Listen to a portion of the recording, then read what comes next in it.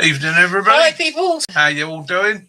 Hope you're all good. Mickey and Kaz here. And hang on, come on. That's it. Da, da, da. And the Willow Meister, who's feeling a little bit more lively this week, Yes. aren't you? In fact, he's actually got the wind up his bum, as we like to say in the West Country. He's been a right little sod today, aren't you? Eh? Not really. I don't think he's been a little sort. He's been with me. He's not being a little sod. He's just not calming down. No, not now. No, you're not calming down, are you? You're lively. And he's just look to prove it. He's eating meat. He's got half his tea up there. See if I can get him to. I've just given him some more. He says when he feels like it. No, he doesn't feel like it in a minute. So yeah. Best bit of beef. Yeah, so he's got steak. Yeah, best bit of beef steak, lean, good quality beef steak, and the dog's like, nah. He ate some, and then he's like, I'll come back in a minute. If there's nothing else on the menu, then I might happen to eat it. But if I got a stalk of broccoli. Yeah. Or shoe snap peas. Yeah. High ground fog, Sean, Angel Dirty Faces, Kiwi, Kitten. Who else we got here? Oh, Bill. Hi, Bill. Simon. We got your bum's in here, Will. Look. Arse of shit. Yeah. Sometimes you get confused as to which end you've got in your hand. Yes. Isn't that right, Willow? Yes. Look, I tell you what. Pause it. Look, put your pause there. They're there. Look, the camera's there. That's where the camera is. Yeah. And that's why you don't like it, because there's a dog looking at you out the telly, isn't there? Eh? It's quite funny now, because he does this thing where he stretches his front, stretches the back, and then kicks out his back legs, and we go parkour.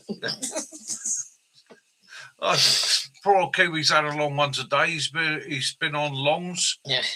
So he's knackered, bless him, mate.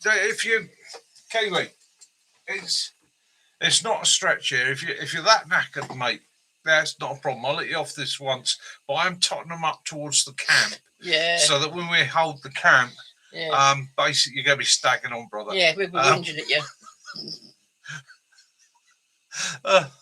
Mind you, he does do a good breakfast. Give him that.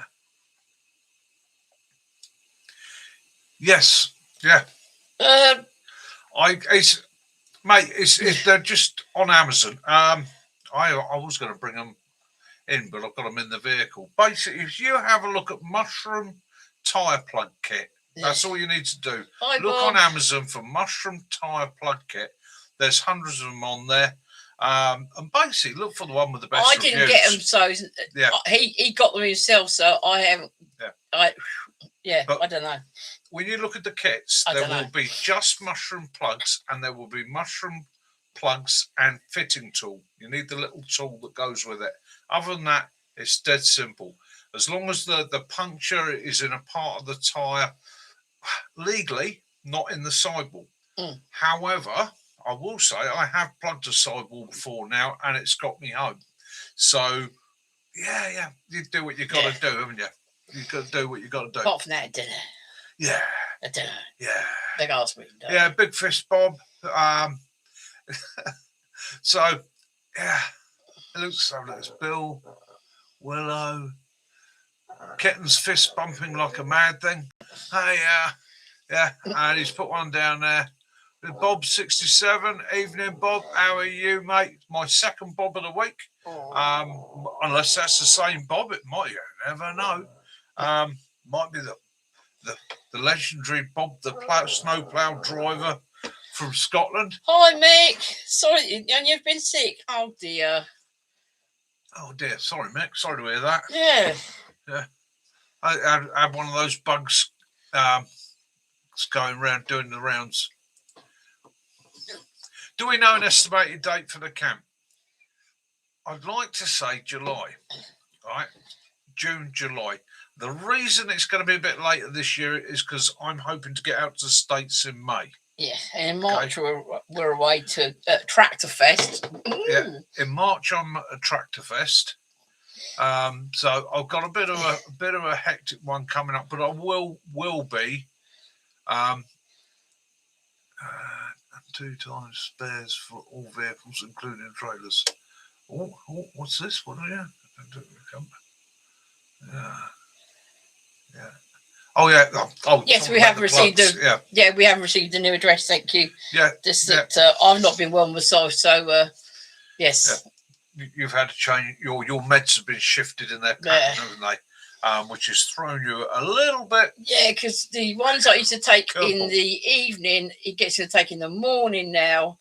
So I'm sitting there and I'm thinking, why are you sitting there with your eyes closed? And I just...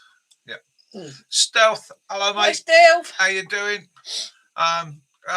Ray, how you doing, brother? Hope you're good. Hi, Ray. Stealth, I might be heading down your way sometime over the next few weeks on a weekend to disappear into your woods with you if you're up there. I feel...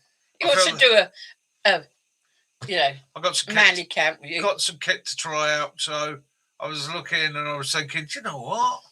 I keep saying I've got to go down that, so I might... Hi, Jason. Yeah. So... So you like his big sleeping bag? Yes. So does Willow. Right, that big sleeping bag. There's a few people who said this in the past that are like me. It was from Go Outdoors, wasn't it? Right, so, your camera's zoning in and out. Yeah, it's a computer that's trying to zoom in and out. Right, it's trying to autofocus. Right, so this humongous thing, and it is a walloper. Yep. Right, let's get it right way around. So, a couple of people remarked that by golly Mick, that is a big old sleeping bag. Well, I hate to be restricted if I am going to sleep in a sleeping bag. So I've got a sleeping bag that wide. It's not a double. No, it's okay. That is for one person's. So this is called the Beast. Okay. And it is, if I can find the label on the end. Stealth says anytime. It's made by a company called Pod. Okay? P-O-D. Have a look for it. I can recommend this for pretty much down to, quite happily down to 0. I couldn't tell you what the comfort ratings and that and the R factor is and the tail that wags the dog is on it. Yeah, we found that in Go Outdoors, and if he sleeps on it, he sleeps on top of the bed on it, depending on how he's feeling. Willow tends to run down the side inside to the bottom, doesn't he? Yeah. And then about 5 seconds later, he comes out like an exorcist. Yeah, it's a big old sleeping bag. I don't even zip it up. It's that big that you don't ever need to zip it up. It lays over you. And quite often I sleep with my legs out because obviously indoors it's a bit how warm. many inches across is it? You have got. I thought you had a tape measure. I will tell you in 2 seconds, Jess. There's one beside my. I think it's either my table or the PC. I thought you had one up here. You did. You had one because I was going to nick it the other day. He has. Where's he put it?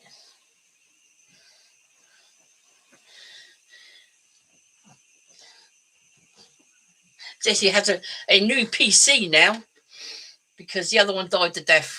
So we've got he's got a very nice Dell one now. Ren. Air warning casted exorcist. It's out of the car, but what I can do. Oh yeah, I'll say I've got one, Jim Stills. Hey. That's what we call a ruler. One ruler to rule them all. Good evening, Mike from Minsk. How you doing? It died. So so we went and bought a brand spanking 1 gigabyte new one. Yes. Things go pop with age. Yes, it went.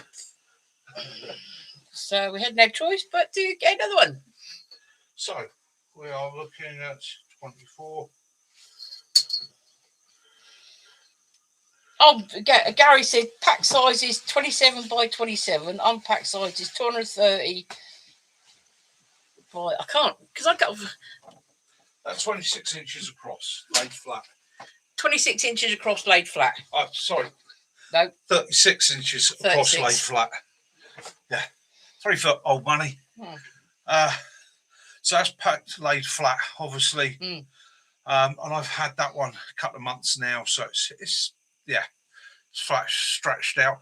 It hasn't, as well. It gets a lot of use. It's not all balled up at one end either. No, Kiwi, it was beyond fixing. Yeah. And we decided that you needed a new one, brand new one. It's a lot smaller, got more space in here, and we wanted one that it could do more things, so it's better to just get proper. This one's got two dinosaur bites. So yeah. Thank you, Gary's getting all the Gary's putting all the bits up Gary. for you. Yeah, it's a bloody good sleeping bag for those of us that don't like to be like that. I've got plenty of friends that like a mummy bag and they get into it. They like the restricted feel. It's great. To me, that's torture. Would I say it is the ultimate cold weather? No, but I tell you what, combine that with a wool blanket, okay, and you'll sleep through anything. It has almost stopped raining here, isn't it? Yeah. For a couple of days. We'll try not to mention it too much. Mac will probably be happy because he's still got his bloody leak. Yeah. They told him in April before they're going to come fix his roof leak. Jess, if you're anything like me, yes, it's a brilliant option. When I saw it, I thought I've got to have it. You know, I'm the sort of person like yourself. I just don't like being restricted, so I've always just had a blanket to throw over. A Wooby's good in the summer. It's like worse than turning over in a sleeping bag and it's sort of knots. Yeah. And it's comfortable. It's comfortable. The only downside of it is, it is stated as a 3-season.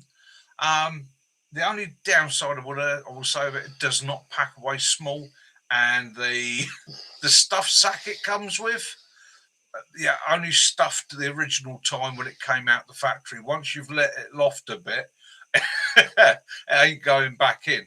But again, for me, more often than not, it just gets piled into a bag and it's sorted there. That's if I want a sleeping bag. As you saw, the Scotland trip, I took the sleeping bag up with me because I knew I had a bunk system, and I threw out on that and was, that was warm in there anyhow. It was toasty. We had that too, Mike. A strange anomaly in the sky. It was the sun. It was warm and sort of yellowy orange and slightly scary. And the birds started singing a lot, and a lot more plants started popping up. The bloody thing was moving as well. Moved on its own. It moved from the west to the east. I was quite thrown by it. So Simon, you bathe in it, don't you? Go scaring it off now. Yeah. He bathed in it. I hope that wasn't naked sunbathing. If you're doing it at night, that'd be sky clad. So I don't know what you call it during the daytime. Yeah, Gary, cheers for sticking all that up there for me, mate. Yeah, thank you. 50 quid. Do you know what? It's a bargain. It's a bargain. If you like a nice big sleeping bag, you can't go wrong with it. Yes, he did like your. I showed that picture of his where he wants to put his tarp in the back between the wall. Yeah. That's good plan. Good place for that, because you can use the light from your inside as well to light it up.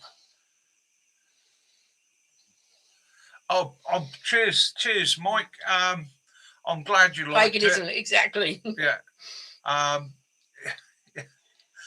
It's so there's going to be a few more videos of me getting out and about. I've got a lot of footage of the Scotland trip, but it's one of those difficult things that when you're editing a video, I could have put up there 25-30 minutes to just drive you through the Scottish Highlands. For a lot of people, they just find that boring. But there are those of us, and the reason I got the 25 minutes footage and I've kept it is because it is so stunningly beautiful. Seeing the snow on the tops of the mountains, and it was a weird thing getting up there that morning. It was dark. I left at 8 o'clock in the evening, so I drove through the night. Come past Loch Lomond just as the sun was just beginning to rise. By the time I got to Glencoe, The sun had just come up, was peeking over the mountains, and you've got that gorgeous red flowing across Rannoch Moor. Absolutely beautiful. And I had to pull over and stop. I just had to capture it. And then, funny enough, no more than, hang on, let me think about this. It's Hi, Tom. 6 would be 12. 12 would be 18. Yeah, pretty much 2 o'clock the next morning I left, and yeah, it was a blizzard. So same, pretty much, you might as well say same day hit the blizzard. And I have had a couple of people say to me, "Oh, that's not really a blizzard. When we have a blizzard where we are, you know." For me, from southern England, 5 snowflakes is a blizzard. Okay. Right. We get it cold down here. We can get it really cold when an easterly blows. Okay, we get it straight off Siberia. The weird thing is, but we don't get a lot of snow. Well, years ago, we had a Mercedes Vito van for carrying my mobility scooter. It's ramps for it, and we bought some snowshoes for it, but we sold it before we ever got a chance to use it. So they happened to be the same size as the tyres on the Mitsubishi. Yeah. So they're in their car, and again, he didn't need them. So didn't need them. No. All right, so when I was actually sat, the school of thought was I left, and I wasn't expecting snow. I was expecting rain. I left the site, like I say, 2 o'clock in the morning. I'm not selling my records. 2 o'clock in the morning, drove out through the valley, started climbing up towards the moor. And the higher I got, it started off little fine flakes, or the rain turned to snow, turned to heavier snow, then heavier snow, then heavier snow. Then as I got up onto the top, the wind was just blowing a hoolie. And the road in places, you couldn't see it, but you could see the drifts coming across the road. And they've got snow poles, so I'm down to 10 or 15 mile an hour, literally like that, trying to see where I'm going. In the end, I was just like, right. And I had a brief the day before by Kitten, who's a local, and he said to me, look, what happens there is the snow plows, when they're running, when they're needed, if it snows, will go from this point to this point, turn around, and they just keep doing their own section. So I knew that all I had to do was wait for a snow plow. That was it. Snow plow, and I'd be sorted. Sit behind the snow plow. And it's not because the roads were that slippery. The old girl's quite sure-footed in the snow. I was quite impressed, actually, for a pickup. It was more a case of the fact that I don't know the roads, and at times the visibility was extremely poor. And my common sense said, Mick, if you slide off here in this sort of snow and you drop down an 8-foot embankment, nobody's going to see you. Nobody's going to know you're there until the morning, and then only if you're lucky, because the snow's, your tracks are going to get hidden. So pull over, big lay-by. You see the picture in the video of the lay-by in the morning. Pulled into that lay-by, got well over, sat there with the side lights on, heater running, and waiting for the snowplow, which was about an hour's wait. And eventually a snowplow came down, and I thought the guy was stopping to ask me if I was okay, because he was just the way he come to a stop just after me, coming back this way. And so I thought, oh, poor bugger, jumped out in the snow, jumped out, run over, and met Bob. Hi, John. Bob, who was born in Portsmouth, whose family and him were from Durham. Dad was in the Navy and that. Met him. He was over the moon to find out I was going back to Hampshire and that. Gave me a quick briefing on what the conditions were down road and said, follow me, son. And got me out there. Big respect to him. And as I said in the video, as far as I'm concerned, snowplow drivers, especially in the Highlands or anywhere mountainous, they are heroes. They are legends. Because we saw them we saw some pictures a few days later of the Cairngorms, and the ones they were using they weren't the snowplow, they were the snowcats. Yeah. And their tracks are about 5 foot wide each side, and the actual two snowcats, one behind the other, they were under where the top of the snow was. Yeah, incredible. And yeah, so these snowplow drivers, they're heroes. And yeah, a lot of people look at them as a certain thing, just council drivers. But these guys get out there in those conditions when nobody else wants to be out there. Wee small hours of the road, they keep the wee small hours of the night, They keep the roads open. They keep the food in the shops. They keep the ability for the emergency vehicles and emergency services to act and do their job. Because you ain't getting a helicopter in those sort of conditions. It's going to have to be by road, by ambulance. So, yeah, they're an awesome bunch of guys. And I, for one, really do appreciate them. Well, Max, I hope you find somewhere lovely.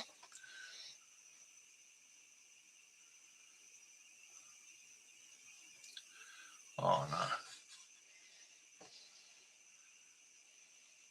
Oh, no. If I had the space here, Max, I'd tell you that you could put it here. But unfortunately, you've seen my place already. I'm pretty much cramped for space myself. But if there's any way in which I can help out, just give me a shout. It's starting to warm here. I don't know. I think Mike in Minsk, he's getting it really bad out there at the moment. But here, the primroses are out, the daffodils are up, crocuses are up, snowdrops are just finishing off. First tips of wild garlic are just starting to show. I've seen birds starting to pair up. So, yeah, it's meteorological spring is... I've got up to my +1 today. Nice.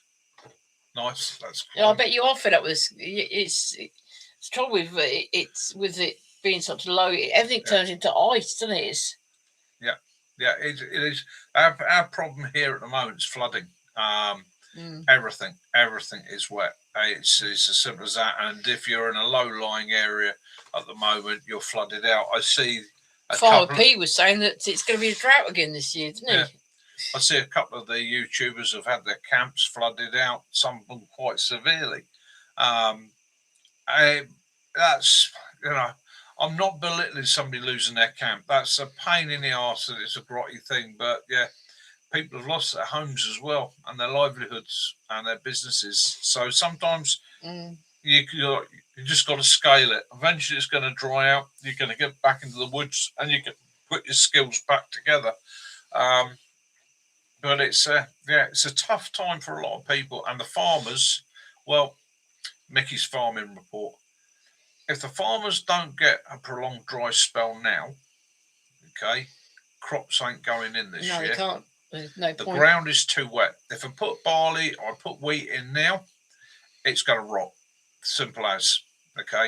So and if you're spending £20,000 to £30,000 buying the seed, ain't no point putting it into for it to rot when you're only going to make possibly 40 grand back. Says if they break the ground up to do the ploughing and it does end up with a drought, they're going to lose the crops anyway. So at the moment, the farmers damned if you do, damned if you don't.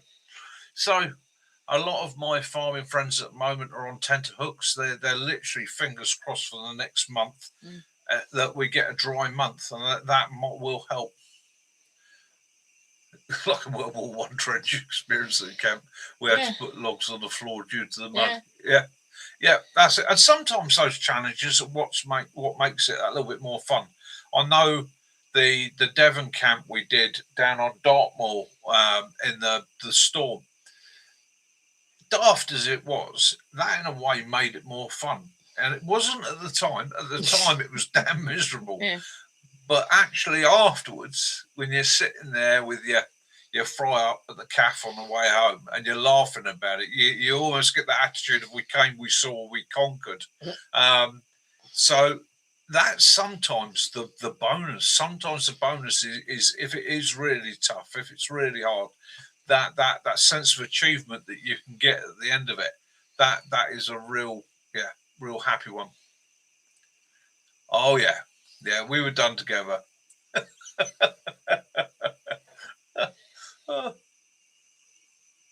Yeah, we've got a bit of a the birds are having the babies and that already.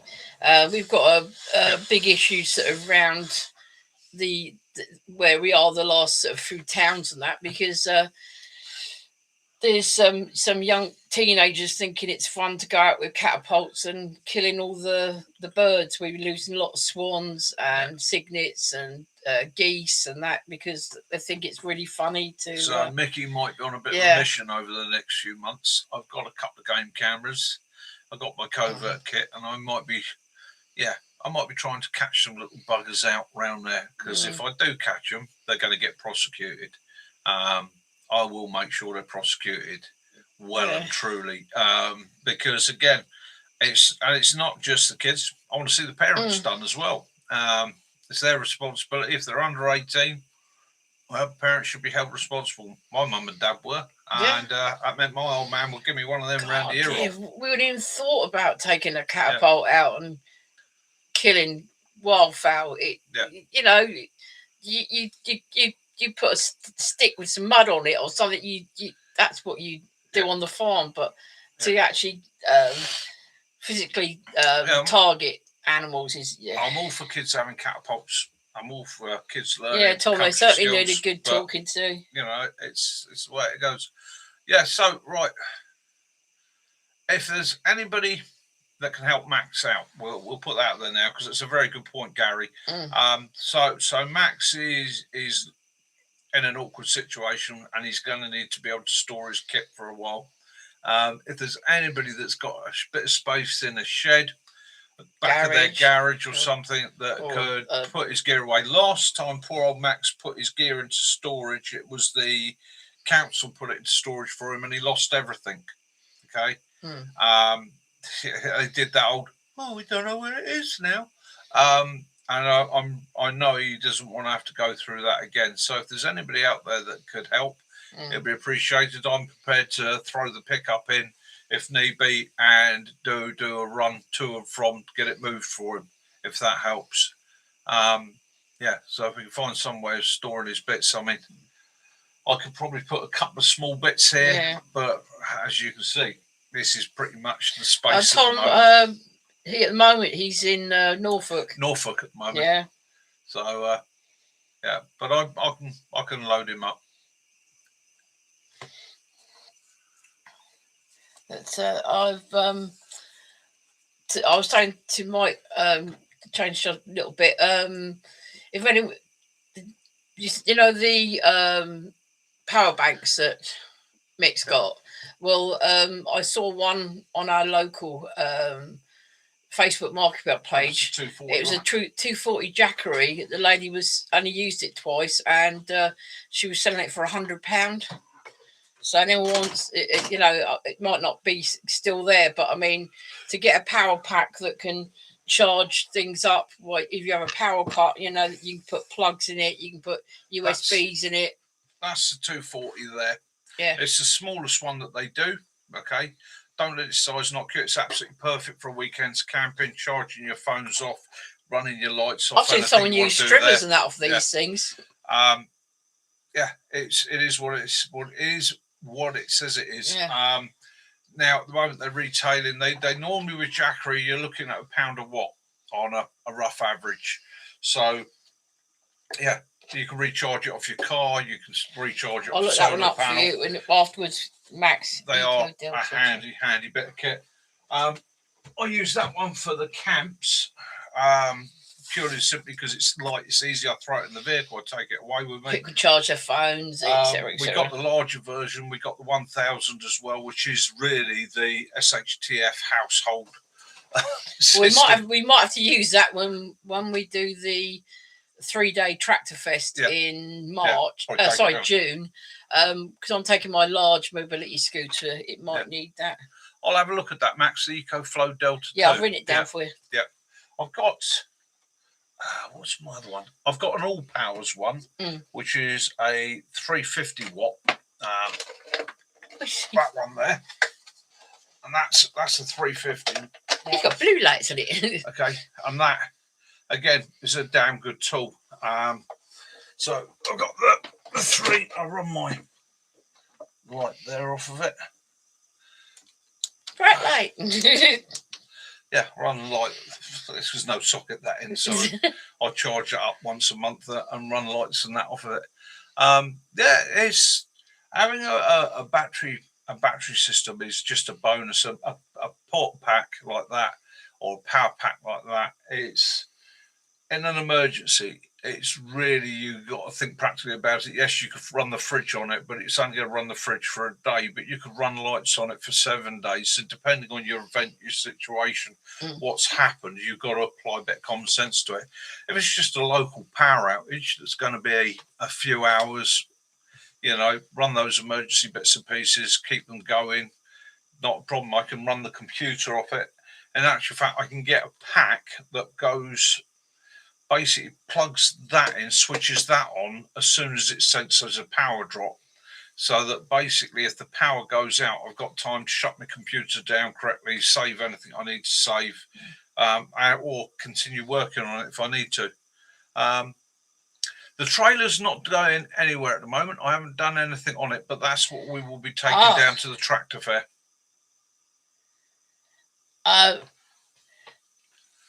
Yeah, it's going to go. It probably go behind. It probably it can be go behind either of the evening sticks vehicles, because we've got both of them got tow bars now. But the great thing about it is you'll see. Well, I'll put some more. I found more photographs. You can see from it. I've got a front locker that's the width of the trailer, and my scooter goes up in the front end of this, in the locker at the front.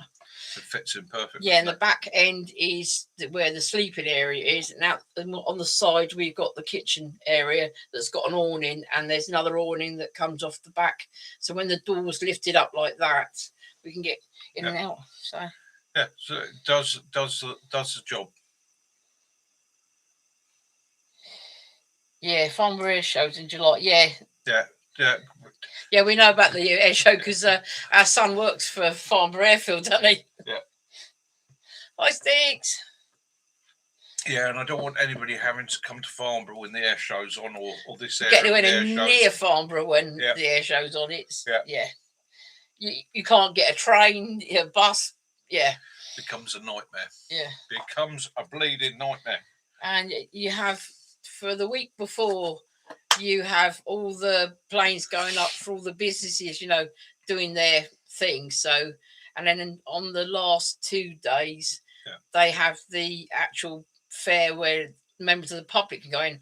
So you do it all over again. So all through the week, you can't talk on the phone because you've got these and the air show is not what it used to be either. So anybody that's thinking, I might go to the Farnborough Air Show, to be honest with you, it's not what it used to be. I think for us, because we live here, we can get a ticket for £48. Yeah, that's each, isn't it? Yeah.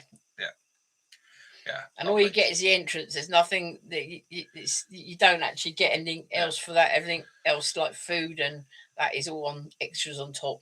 Mainly, but the thing I can do, I can stand in the garden and go, oh look, it's taken off. It's mainly static now. Yeah, right. Oh look, it's come back.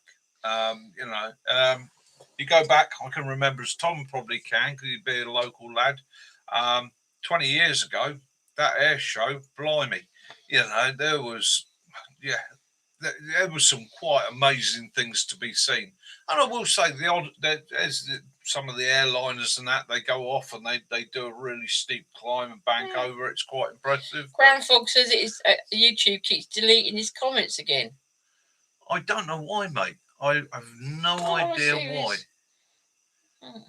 Yeah, I have no idea why it's doing that. It's scared of you. That's what it is. You've scared somebody in power. It is free if you can. What we used to do is go up the top of the multi-story and watch it from there. If you got up there early enough, you could get a space. Yeah.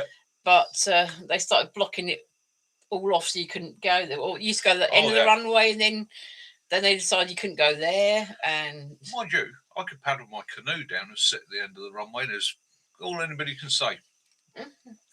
Mind you, I don't know that I'd want to. At the end of the runway, at the point where if it goes wrong, they're going to end up, and I can't paddle that fast. Yeah, Blackpool is also the one that the pilot got a little bit confused, and he actually flew over Blackbush Airfield, which is a small airfield that we've got away from Farnborough, and they only fly the tiny little planes from there. And it actually came up, did the display over Blackbush, and went back. Yeah, it was a bit of confusion for the pilot because it's Blackbush had a Sunday market. So from the air, it probably looked like that was the place. I mean, Blackbush Airfield's actually quite a big airfield. It was a USAF base during the Second World War. Huge market alongside it with all the trade stalls and that's it. And he probably thought that's the show, and he flew over, did all his bits and pieces there, and then flew away again. So treated the people at the Blackbush to a bit of a surprise. Yeah, our son, he works at the thing, so he's got to move stuff about at the show. He's going to be really busy. The Vulcan. I remember that taking off from because we used to live in Cranley. And last flight, the Vulcan, it was last flight, and you suddenly noticed the house just went dark, and it was because this thing was going over it, completely blotted the light out. Yeah, so low. Incredible aircraft. Yeah, absolutely amazing.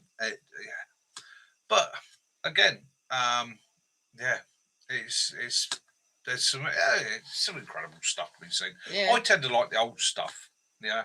I like I like stuff that's canvas and held together with bits of string and that. Like the old tiger moths and that. Yeah. Not the ones that do the wing walking, because once you've seen that, you've sort of seen it all really. But to see the old biplanes and the triplanes and that some of the old stuff is some of the stuff some of the stuff you get to see is at some of the events and shows are fantastic. Now, I do a lot of Popham Airfield, and they get a lot of Spitfires and Hurricanes in and out of there, a lot of Second World War aircraft. And it was, I can't remember how many years ago it was now, but the Spitfire Club had invited somebody over, and he brought I think it was a Messerschmitt, but it was a German fighter anyhow. And what they did as part of the display was they had a Spitfire taking off on the runway, and it went up and intercepted him, and they actually performed a dogfight over the airfield. That was incredible. I know it's not real, and it was worked out beforehand, but it was still incredible to see, because again, I'm of a generation that came along in the 60s. My parents and grandparents fought and experienced the Second World War.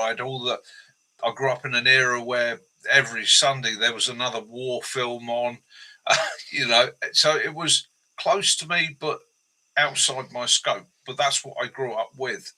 And we happened to go to Wales to where that's the Machloop. Yeah. Not to see the fighter plane, because I'm not very interested in, but to see some of the old, the new C-40s, is it? Yeah. Yeah, I want to see them go through there. Yeah, incredible stuff. And it just amazes me.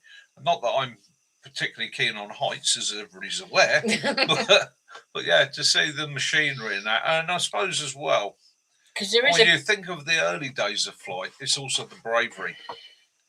In the early days of flight, when you had something that really, by today's standards, the engine was so primitive, unreliable. Hi, Lefty. I hope you had a great birthday. Basically, got hit by a gust of wind or headwind, pretty much stopped it in flight. The controls were all string and levers. That's pretty incredible. We have got an airfield in the UK, and you can go. You can go in a Lancaster, and what you do is you get on board it, and they fire it up, and you just it just sort of cruises around the runway, so it doesn't actually take off, but you can pay to go on board it, so you hear and you'll feel the engines taking off, and you go for a sort of mooch around in that. Hiya, Virginia Bushcrafter. How you doing, mate? I hope all is going well for you. I hope the weather's treating you nice out there. Hope everything's going grand in your world. Nice to see your channel's doing well. And glad to see you on here. Yeah. Always happy to have you in. Oh, thank you. You're a bugger, Lefty. Yeah. You're a bugger. Yeah. You're going to have to I challenge you to give one dog cuddle now. one belly rub. It's on my behalf. It's the gift that I'm giving back. You know. But yeah, it's technology, isn't it? And then, so let's get back to what the channel's supposed to be about. A bit of bushcraft, a bit of survival, a bit of prepping, kit, gear, tips, ideas. Well, I've been in contact and bought some items from a company recently after seeing some of their gear, and thought, do you know what? I'm going to give them a go. Virginia. I'm going to give them a fair crack at a whip. Now, my old Leatherman, I had a Leatherman That's Wave. it, Simon. Thank you very much. And my Leatherman Wave is ancient. It's been with me many, many years. He's lost it God knows how many times I can remember, and he's found it back again underneath the pickup. The blades worn, all the joints are worn. I could send it back to Leatherman and have a new one.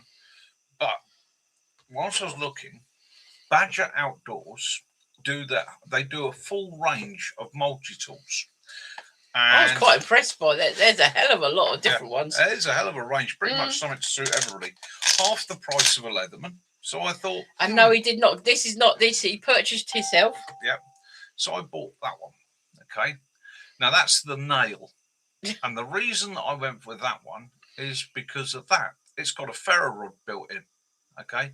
So it's a multi-tool with a ferro rod. It's got a glass breaker, and it's got all the usual standard tools that you expect on a multi-tool. It's got pincer nose pliers, removable cutters, which they do supply the cutting edges as well. And it is pretty much comparable in weight to the Wave. Okay. But it's nicely put together. It's well designed. But the ferro rod, it's something I think Leatherman and Gerber miss out on. They make all these multi-tools, but how often do you see one with a ferro rod on it, built into it? And let's face it, a lot of us bushcrafty survivalist guys like multi-tools, multiple use, one piece of equipment, but with a ferro rod in it. So that's Badger Outdoors. We want to dive onto the site. That at the time of me buying was £35. Okay, so that was 35 quid. Not cheap. I know you can buy a knockoff multi-tool for a tenner these days, but at the end of the day, if you bought a ferro rod, it's an all-in-oneer. So I got that to try it, and I'm going to be beasting the hell out of that over the next few weeks to see if it stands up to it. And if it doesn't, I'll obviously let you know. That sounds good, Mike. Mike from said every town in the next Soviet country will have a World War II memorial. Lots of museums to do with anything aviation. It's good to go somewhere and see the history of every country, really, isn't it? It's not just your own. It's And so I bought a couple more bits from Badger Outdoors as well. And it all started originally because I got my canoe, I want dry bags. Okay, so it started with this. So this is their 50-litre bag. That's one you used. That went up to Glencoe with you, didn't it? Simple opening down the front here. Shoulder straps. It also comes with two handles, which I've removed, which come off of there normally. But I've taken those off because it's just as easy to lift it and carry it by the shoulder straps, and it's actually designed so that you can do that. They're well padded, nicely put together. It fits comfortably, makes it an easy carry system for a load. So for a bug out kit in your vehicle, he's got a waterproof shell like a turtle. Emergency kit in your vehicle that you've got, so you might think, I may have to bug out, I may have to walk home. It does. The other thing is, it's got a valve on it, okay, and it is completely airtight, okay, which means it's waterproof as well. That means it's a flotation aid. It can be used as a flotation aid if you required it, if you've got to do a river crossing, caught in floodwaters, things like that. It's going to keep you buoyant. It's also going to keep your kit dry. The other bonus is you can suck all the air out of it, and in so doing, make whatever you're carrying a little bit more rigid in there and save a bit of space. it's all welded seams. There's no stitching on it. Everything is welded, and it's very well welded. And there's plenty of tie-off and anchor points all the way around it. The only thing I will say is the zipper has a big T-piece to open it and close it, because it is a tight fit, and obviously that is to keep it waterproof. And that these straps, if you prefer the handle straps, want it as a holdall, they do remove. Okay, you can take those off if you can remember how to do it.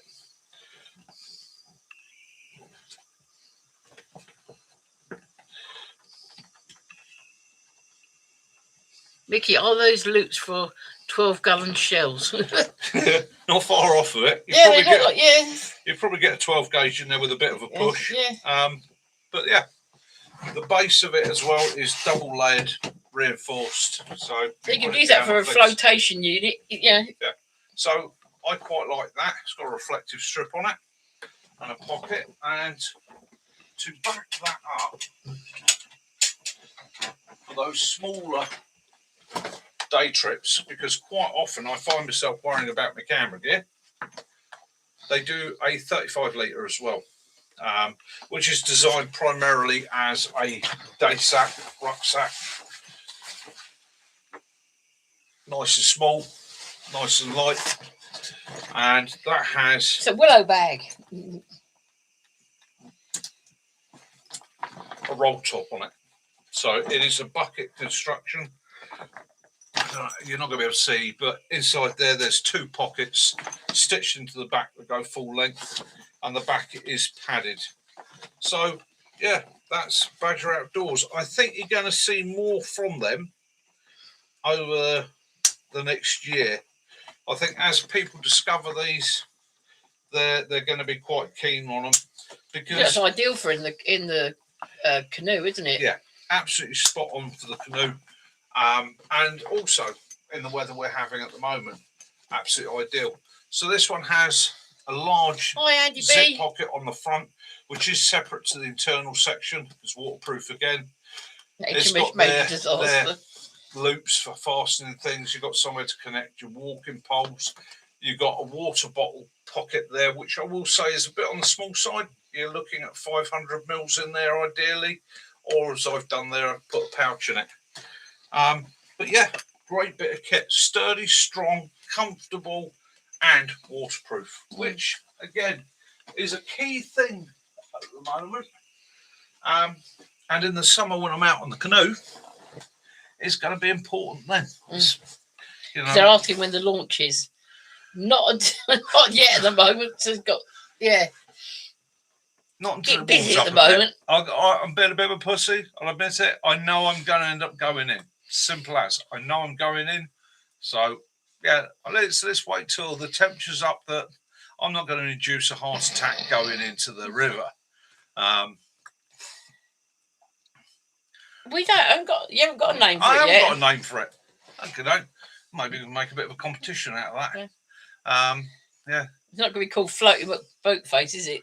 No, not going to be called Floating McBoatface. It's not going to get called the Titanic. No. Or Bismarck, or Graf Spey. Nothing. Or Hood. Yeah. Let's have a suitable name for that. Yeah, so maybe we can let the folks. Yes, send it on an email, and we'll draw out the most popular. Ow! Talking of emails, there's the email address, hampshireoutdoors@mail.com. Yes, I shall repeat that, hampshireoutdoors@mail.com. HMS Tug. Really? And you just knew there was one, and yes. It would be John. Yes.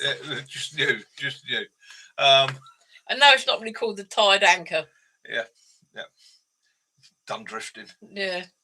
Done paddling. Yeah. Done sinking. Yeah. HMS Mallard.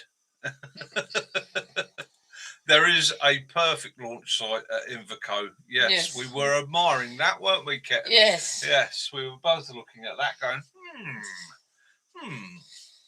I thought that pod, that's a fantastic view from the decking. Yeah. That table. I could just see myself sitting there sunbathing like a little lizard. That might be a plan. Yeah. Might be a plan.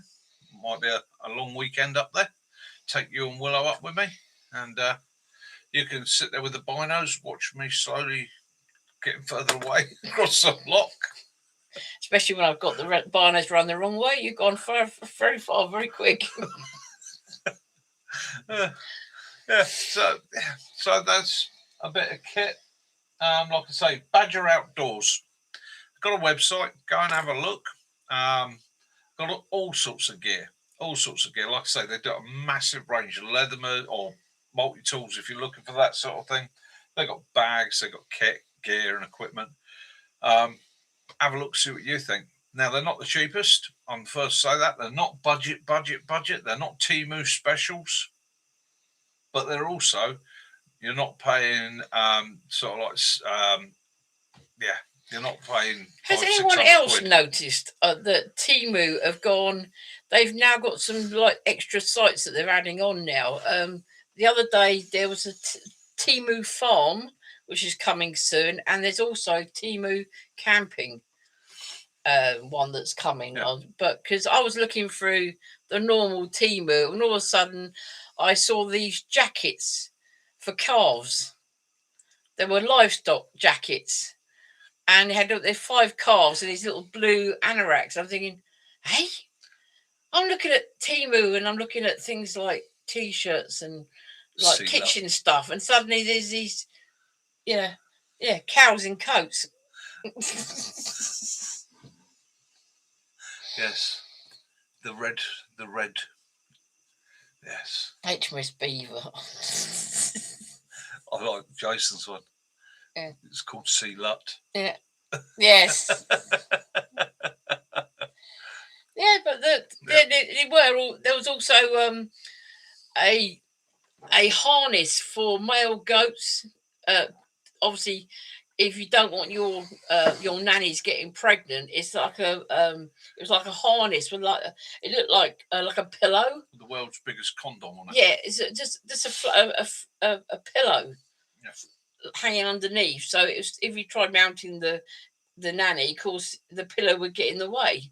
And I'm thinking, I'm seeing this on Temu. I hate to think what's going to happen when you put the camping stuff on. Obviously, not to be confused with a topping pad. Yes. They got the some of you might not be country lads. So a topping pad is put on the ram. It's like a big pad, has a wax colouring to it. And you can choose the colouring you want. And basically, when the ram goes to do the wild thing, it marks the back of the ewe so that the farmer knows which ones should be pregnant. And if you see one that's covered in rainbow, she's very popular. Yes, very popular. Yes.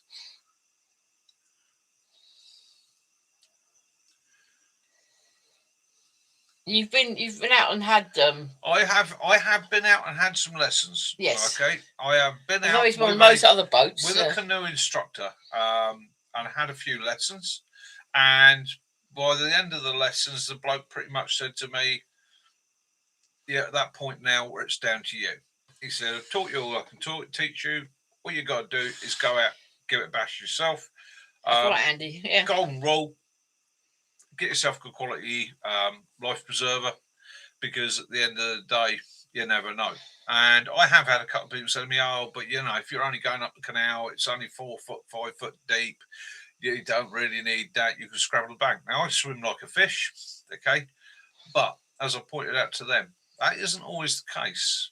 You go in, you hit your head, you knock yourself unconscious, you're going to drown. If you've got a decent life preserver that's going to put you on the back and hold your face above the water, you're going to live. So, again, if you turn over in the living pads and that, you can, As I'm always saying to people, there's certain things you've got to spend money on. Life preservers is one of them. Boots is another one. Unfortunately, it can be expensive, but at the end of the day, buy the best you can get, because they're things you don't want letting you down.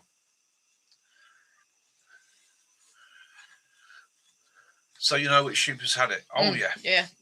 And if you've got one that's got nothing on it at all, she's probably going to market. Usually, I mean, the likelihood is a lot of them, they put one ram in per field. So you usually tell that, you know, it tells you they're two all red. things. It tells you that the ram's doing his job, and it also tells you which ones should be inseminated. Yeah, PFDs are essential. Yeah, it's not something to be messed about with. You know, a personal flotation device at the end of the day is there to save your life when all else goes wrong. And you know, I've seen them on Temu, and I'm like, yeah, right. I'm sure I trust that sort of thing. It's like second hand. You don't really want to buy. It's no second hand. It's like crash helmets. I'm actually going to one of the big canoeing shops. I'm going to go in and get fitted for it. I'm going to get measured, get the right one for my body mass, my weight. I can try it on and go, yeah, I'm comfortable in that, or no, that doesn't suit me. Because again, it's another thing, isn't it? If you're going to be paddling, you're going to be working, you want to enjoy that experience. It's like walking. Yeah, okay. You can say, yeah, I'm size 9. Yeah, that'll do me. Order it, comes in the mail, put it on, it's not too bad. 5 miles in, it's starting to pinch. 10 miles in, you're in screaming agony. Okay. Or you can go along, try it on, have a good walk around the shop, make sure it does fit perfectly. So that's the mindset there as well. It's you're right there, Gary. I mean, if you're trying anything new like canoeing and that, it's always best to. I mean, it wasn't a lot, was it? The lessons and that, and it wasn't a lot. The guy that taught me was brilliant. He's an Olympic champion. He really didn't mess me about at all. The lessons were short, simple, sweet. Get in. This is how you get in. This is how you get out. This is what you do. If this goes wrong, that goes wrong, and so on. Lots of little tips and ideas, lots of little methodologies, and more importantly, got me doing it. Didn't spend half a day on the bank, 10 minutes in the water. We spent the day on the water. And as we were walking down, his first lesson was, you will probably get wet today. Okay? Just accept it. Yeah, you're right back. You know, it's like this week. There was 2 hikers lost their life in Wales, didn't they? They're only 19 and 20, but they were. They did it all the time, but it's just get caught out. Yeah, get caught the weather out. And conditions. This is another thing. This deserves a video in its own right.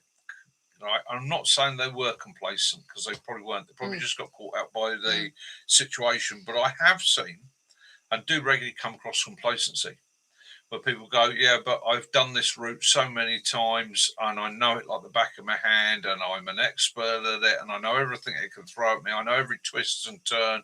I know. That is a killer. That is the one thing. As soon as you start thinking like that, push it away. Okay.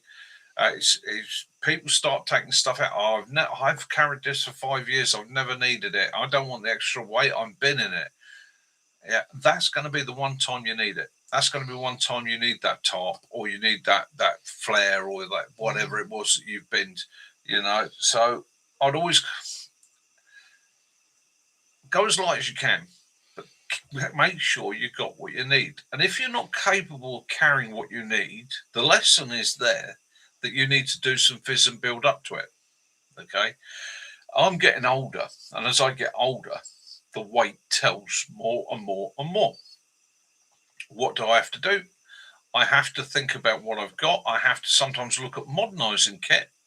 Okay, a lot of my old gear was extremely heavy, so I now look at lightening things up and looking at modern gear. It's lighter, but is it as good? So I have to test it and try it out. But I also have to be aware of my fizz. Okay, I have to be practical about what I can do. I'm not going to do a 30-miler these days. It's not going to happen. It would kill me. But I can do a 10-miler, and that 10-miler will have the same effect as that 30-miler did. So slow myself down, pace myself, do it, get it done. It's being honest to yourself, and I think there's a great deal of respect to have for people that actually understand their own limitations. Ego kills, and it kills without a thought. And we all overestimate our capabilities at some time or other. You know, it's one of those things. Paddle PTO 600, yeah, you know, you can put that. The sun doesn't shine there either. We all overestimate our abilities. That's just natural. We always remember what we were like last year, the year before, and the year before that, or in our 20s and so on. And we think back to that and go, yeah, I could do that. We have to be a bit practical about it. Okay. I'd rather take an extra day on a journey and enjoy it than push myself to an extreme and have it go wrong. Yeah.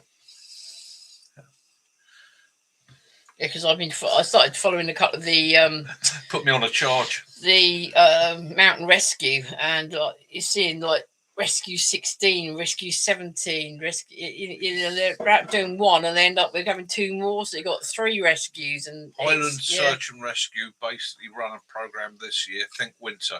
Okay, that was their whole thing. They're just like think Winter. And that's it, isn't it? You've got to plan for the eventualities, the situations, and you've got to do it practically.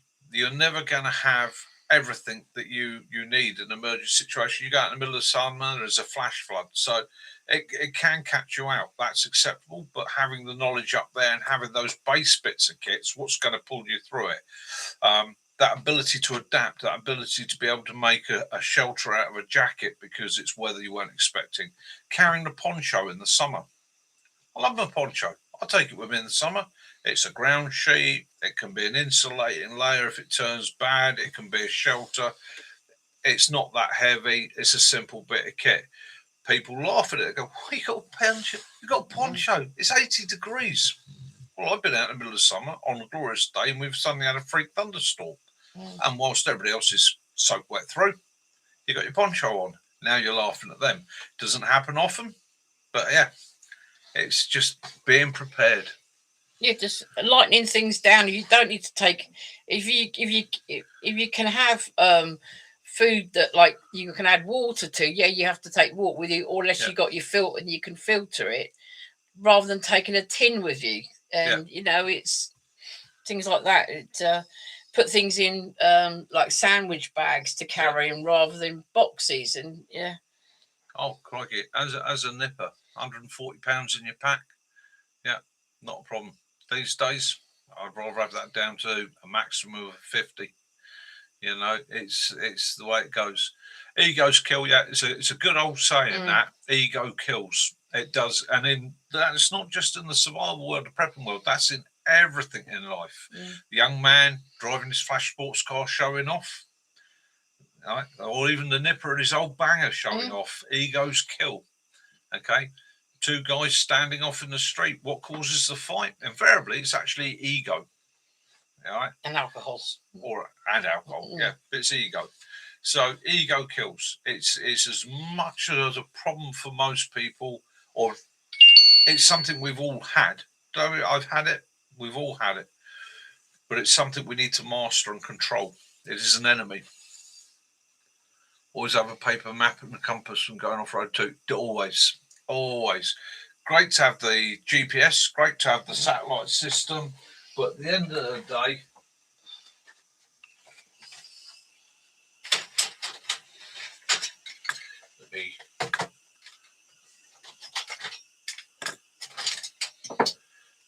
fight light, fight fit, move light and fast.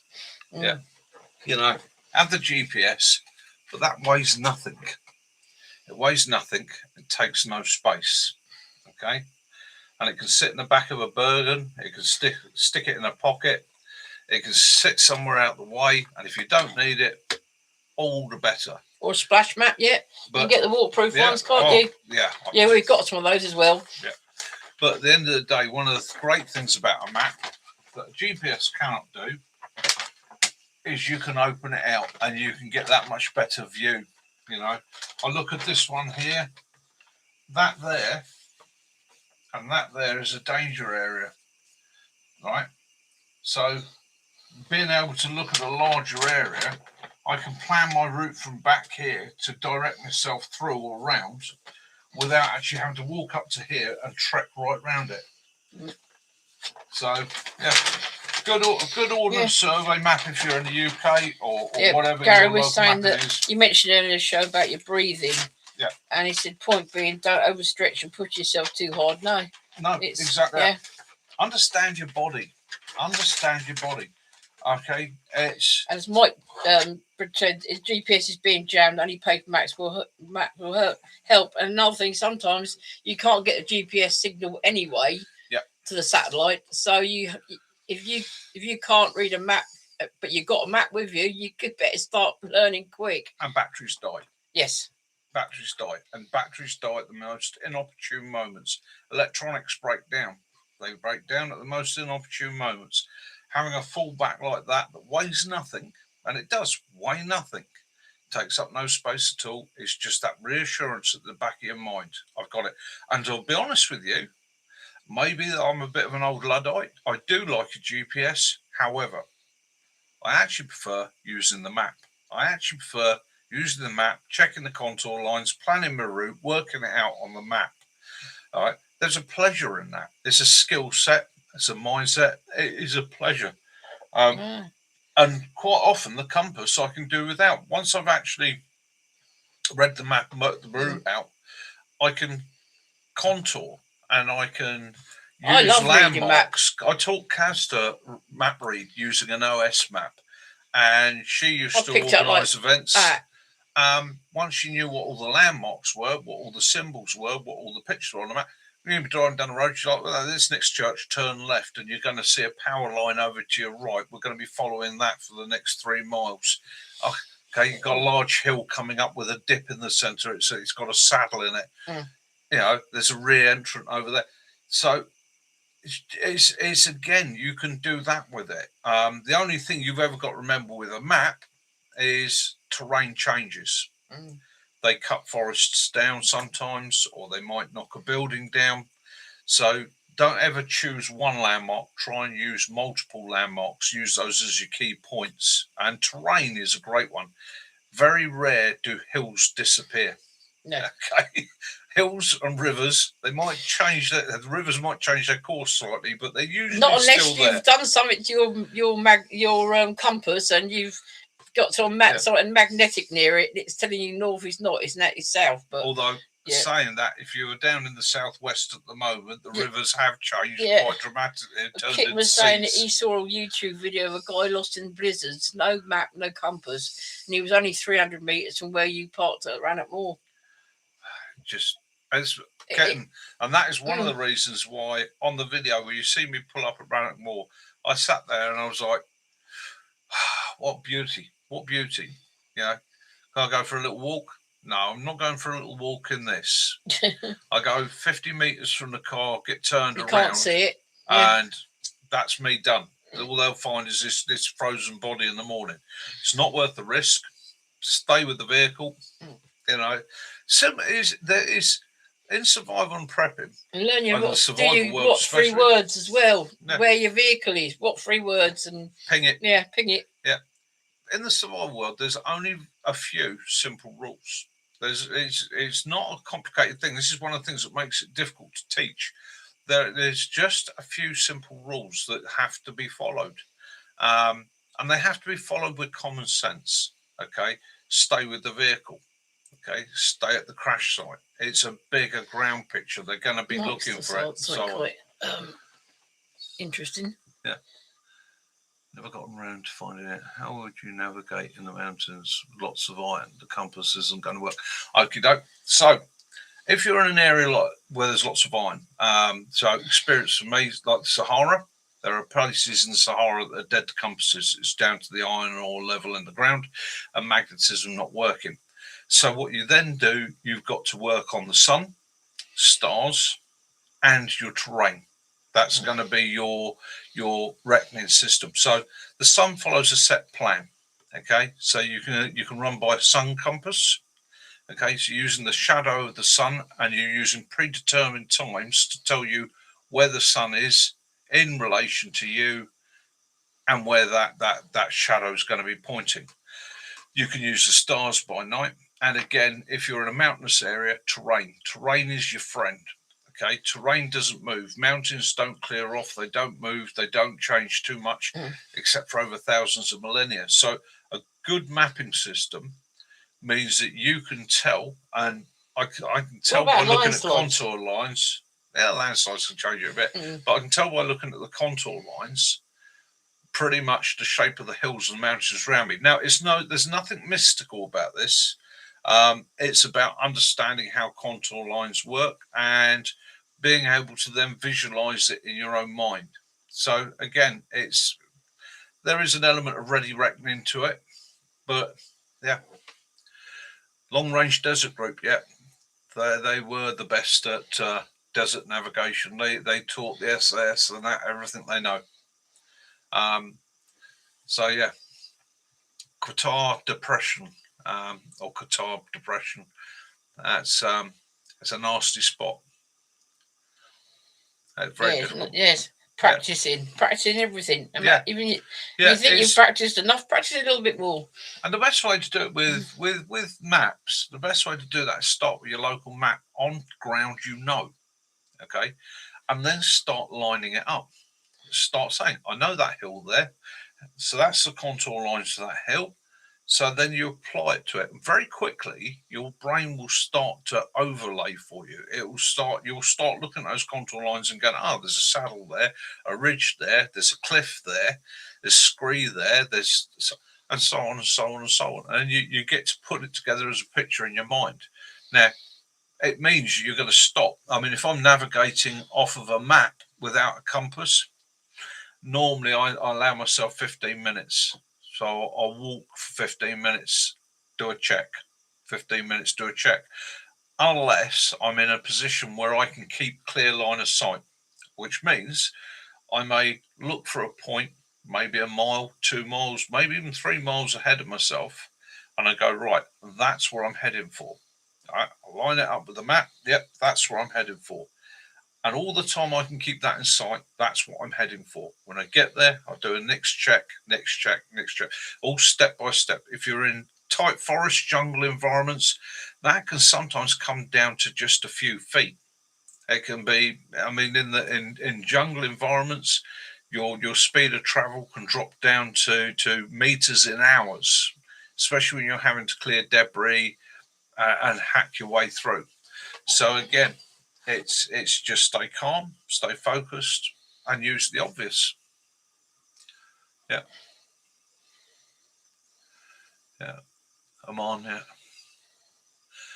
So that's the basics of navigation, and learn to read a compass. Trust your compass. Use your watch if need be. Yep.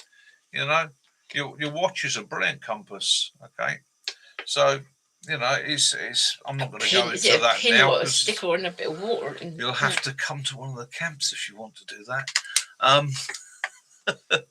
Celestial navigation. But I don't work nights. Don't work nights. Yeah. Learn your local star patterns. Learn how to find the pole stars. Right? Or Gary said, "How do you record your steps, clicks covered by nowhere?"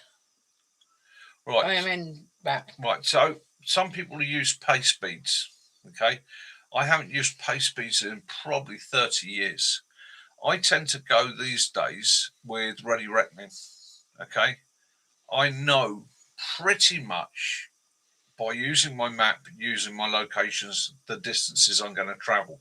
So I can look at a map and go, that's a K, that's a K, that's a K. So I get to this point, it's a kilometre, 2 kilometres, 3 kilometres.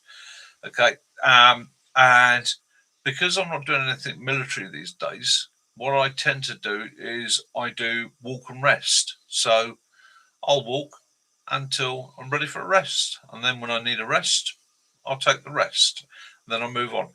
Relax things down. You're not in the military. I see so many guys walking with pace beads, and I'm like, well, if you've got a map and a compass, okay, you don't necessarily need the pace beads. You're not doing a tactical advance to battle. Nobody's going to start shooting at you if you go over that ridge line. Okay, so you don't need those pace beads. You're not on escape and evasion. You're not trying to work out, how many kilometers have I covered in the last 5 hours because I'm being chased and followed. All right, break it down, make it more simple. Okay, use your map. Your map is your ready reckoner. Okay, that will tell you what the distances you need to cover are. And then pace yourself out. And if you need to slow up, slow up. If you want to speed up, speed up. Using the contour lines, you're going to know where the hills are. You're going to know where the valleys are. You know where you're going to need to slow up. And the other thing, a great thing with the map, is working your routes out. I mean, I can spend hours sitting there at a table working routes out, having fun working the routes out, doing extra routes, working out where everything is. Well, I'm planning it. And quite often these days, I used to be an up and over guy, young and fit, full of wind, up and over, up and over. These days, just take a bit slower and go around the bottom, unless I want to see the view. Stuart was just saying he walked to Cairngorms at night years ago, and he checked the bearings every 10 minutes. Yeah. It doesn't matter. You've got to stay on it. You've got to stay on it. A 1 degree variation over 5 miles will have you completely lost, because suddenly nothing's where it ought to be. If you ever find yourself in that situation, okay, allow yourself, or you've got to stop and go, okay, I am lost. Don't sit there and start, oh well, if that's and that's that, if that could be that, because what your brain will do is it will look for answers, and quite often it'll be wrong. You've got to stop. You've got to stop and go, I am lost. I've got off the track. I've failed. If it's keep safe, going, you're going to get yourself even more lost. If it's safe for you to do so, retrace your footsteps. Okay. Quite often you'll find where you've deviated and where you've gone wrong. You'll kick yourself and then you'll change. Don't keep pushing on with it. Okay. And if you are in a dangerous situation and you've got to, that's it. Put your tent up. Put your tent up. Put your shelter up. Get the kettle on. Wait for the dawn. Okay. Moving, especially moving by night can be lethal. It's so easy, even in terrain, to suddenly find yourself looking around and going, wow, that's not right. That's right. That should be a hill over there, but I can't see the hill. And that's the point. You've got to go, stop. No further. Take the pack off, put the pack down. For me, usually in those sort of situations, get a brew on. Right? Shut my brain off from it for a minute. Get a brew on, make a brew, sort myself out, get the map out, put the headlight on, have a think, and start with where have I gone wrong? Okay. Kip was saying over 100 meters is an error of 17 meters. 17 meters can make a big difference, can't it? Yeah. Well, that's it. 17 meters can put you behind a trees. That can put you behind a hill. And it can get you really, really stuck. Oh, well, it's dreaming. It's Leonard Falcon. Belarus. Okay, so actually, Mike, what we're Simon, what we're not going to do, we Belarus, Ukraine, just north of Ukraine. Yeah. Yeah, look at your map.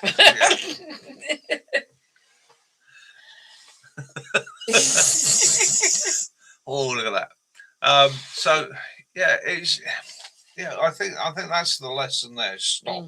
In all survival situations, I've always said to you, one of the things is when something's happened, stop, give yourself a breather. Doesn't have to be long. Give yourself a couple of seconds, put the brain in gear, make it stop and go, it's gone wrong. What are we going to do? Think and then act. Okay? So Virginia's never used pace bits. Some people, I suppose. No. Yeah. No, it's horses for courses, whatever you. Right. Pace speeds is a military thing. Okay, and it's based on the fact of very, very accurate navigation to within feet and meters, because it could be that you're looking for a cache point, you're looking for something that's hidden, concealed, buried. It can be an item of ordnance that you've got to avoid. So using pace speeds and those sort of things are needed. You might not want to walk under an artillery area. So, you don't want to end up in an area that's due to be shelled. So again, navigation in that world is very tight. Good evening, Bushy. As a civilian, you don't need it. As a civilian, like I say, the falsehood with pace speeds, and one of the things can be, is when you're counting it out and you suddenly think to yourself, God, I'm knackered, I've only gone a kilometre. I've got to pick it up, I've got to stop pushing it. Right? That's dangerous. You've got to listen to that body. If your body says to you, God, blimey, yeah, we've been walking for half an hour, and oh my God, I'm starting to ache and all the rest of it. Slow it up, work out what it is. Cramps. Oh, I had somebody recently, cramp after cramp after cramp. I said, "Oh, have a banana, God's sake." Or salt. Yeah, and again, it was that thing because they were on a health kick, so they weren't having certain things, but they weren't giving their body what it needed, and they had to slow up absolutely everything they were doing to counter for it. Because if you walk through a cramp, you will tear muscles, you'll tear ligaments, you can snap a tendon. Cramps are quite a dangerous thing. A lot of people we've all had cramp. I mean, I get them quite regularly, usually in my thighs, and they are extremely painful. Why are they painful? Because they can be really damaging. I get restless knees, Yep. And that's down to not having enough magnesium. So I've now got magnesium spray. Yep. As I've seen before, and I put that on my knees, and it's great. Yeah, it works really well. So again, within your kit and your gear, we've done navigation, bags, your med kit. Okay, your med kit. You've got 2 med kits. Okay, you've got trauma kit. Now, if you're doing things with sharp objects, chainsaws, spiky shit, heavy shit, crushing shit, choppy shit, you want a trauma kit. You want something that's going to control bleeding. Okay, but are you going to use it all the time? No, but you want it there. You want it so that you can go to it. On top of that, okay, your med kit is based on worst case scenario. Okay, it deals with those worst case scenarios that you can deal with. People say, "Have you got a tourniquet? When are you ever going to need a tourniquet?" Well, one of my mates slips with the chainsaw. I might well be glad of it. It doesn't cost a lot, doesn't weigh a lot, and I've got it in my kit. So, that's where that mindset comes in. We had someone actually come in to the chat, didn't they, once, saying, I don't bother with a med kit because I'm careful. Yeah. But so you might come across someone who's not careful. Yeah. And again, that's the other thing, is thinking about other people as well as yourself. On top of that, and it is a term I agree with a lot of other guys, boo-boo kits. Oh, you fucking childish. That's not a boo-boo kit. Plaster kit. Okay? A couple of decent dressings, small dressings, deal with those scratches, those open things that you're going to get that you need to sort out that aren't going to bleed massively, but you don't want an open wound. Me, personally, I carry a can of spray skin, and I'll seal it with that because it's quick, it's easy, it's waterproof, okay? Keeps it clean. If need be, I'll then wrap it with a bit of insulation tape. Because it will sting for a little while, but it's.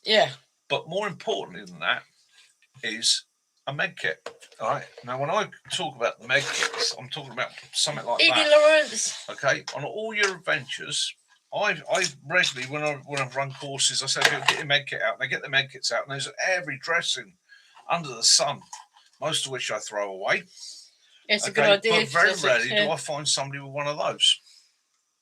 And in that, there's pain relief, there's antacids, there's diarrhea relief, there's antihistamines, there's benzocaine for tooth damage, break a tooth, lose a filling. It's a saving grace, all in there. Okay, and it's designed to suit me, because if you're out on an adventure, you're out on a journey. If you've got a toothache or headache, you can't concentrate. You're miles from home. You get the shits. Okay. It's bad enough losing the clothes that you are wearing. All right. The fact that you can dose up with some Imodium, get yourself cleaned up and sorted out, means that you're not going to lose your second set of clothing. Okay. So again, it's a similar thing, but it's something I don't see a lot of people doing. And for the sake of, there's no weight to that at all, is there? I think they're about those boxes, which are waterproof as well. Yep. They're about 80p on Temu. Yeah, and again, as Bushcraft Sussex just said, right, he's on blood thinners, so a bleed kit for him is essential. Okay. He was saying also that his mate, the first thing they said when they got the woods is his mate says, my trauma kit's in the front of my bag, so let everyone know where that trauma kit is. Yeah. And So you can get things like Celox and so on. Okay, Yeah. if you're somebody on blood thinners, Celox and that, and if you haven't got that, get some styptic powder, which is exactly Which is the for same dogs and thing. cats. Used for dogs and cats. It's a lot cheaper to buy, and at the end of the day, does the same job. But please, if you use anything like Celox, styptic powders, or anything like that, you've got to allow the emergency services to know that you've put it on there, because it can be a pain in the arse for them when they get you to hospital and they think something's clotted naturally and it's healing up, because then they won't touch it, they won't disturb it, they'll leave it alone, and it's not. It's a false clot. It's a lifesaver, but it's false clot. And as Sussex has just said, he makes sure that his meds and the meds he might require, like his beta blockers, nitroglycerine if you need nitroglycerine, EpiPens if you need EpiPens, and all that sort of thing, make sure everybody in the group knows exactly where you carry it and when to use it.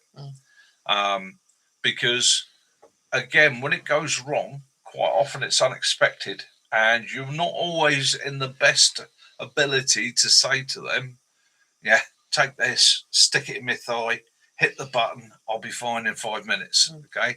And you don't want them doing silly things like trying to puncture your heart with your EpiPen.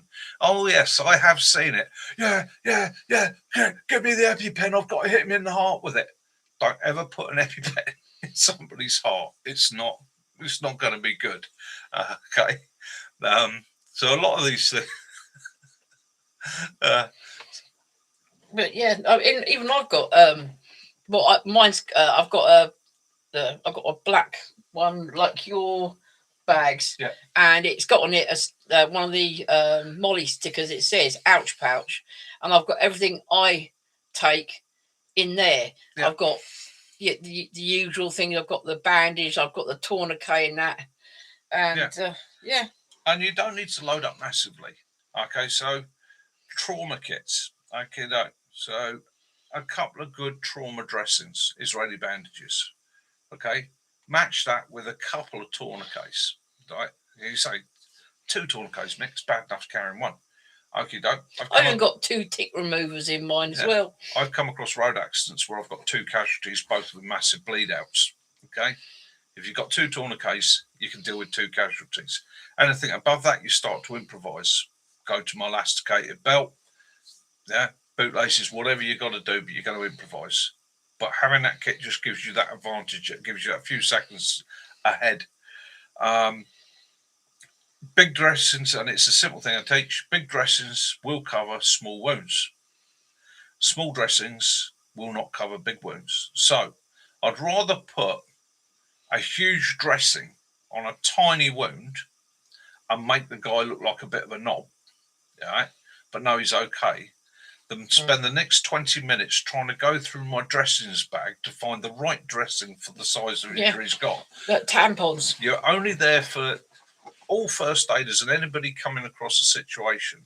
Your sole game and go-to is to try and prevent that situation getting worse. You're not a doctor. You're not going to sew somebody up. You're not going to put this immaculate dressing on it, because usually the paramedics will get there and they'll rip it off straight away anyhow.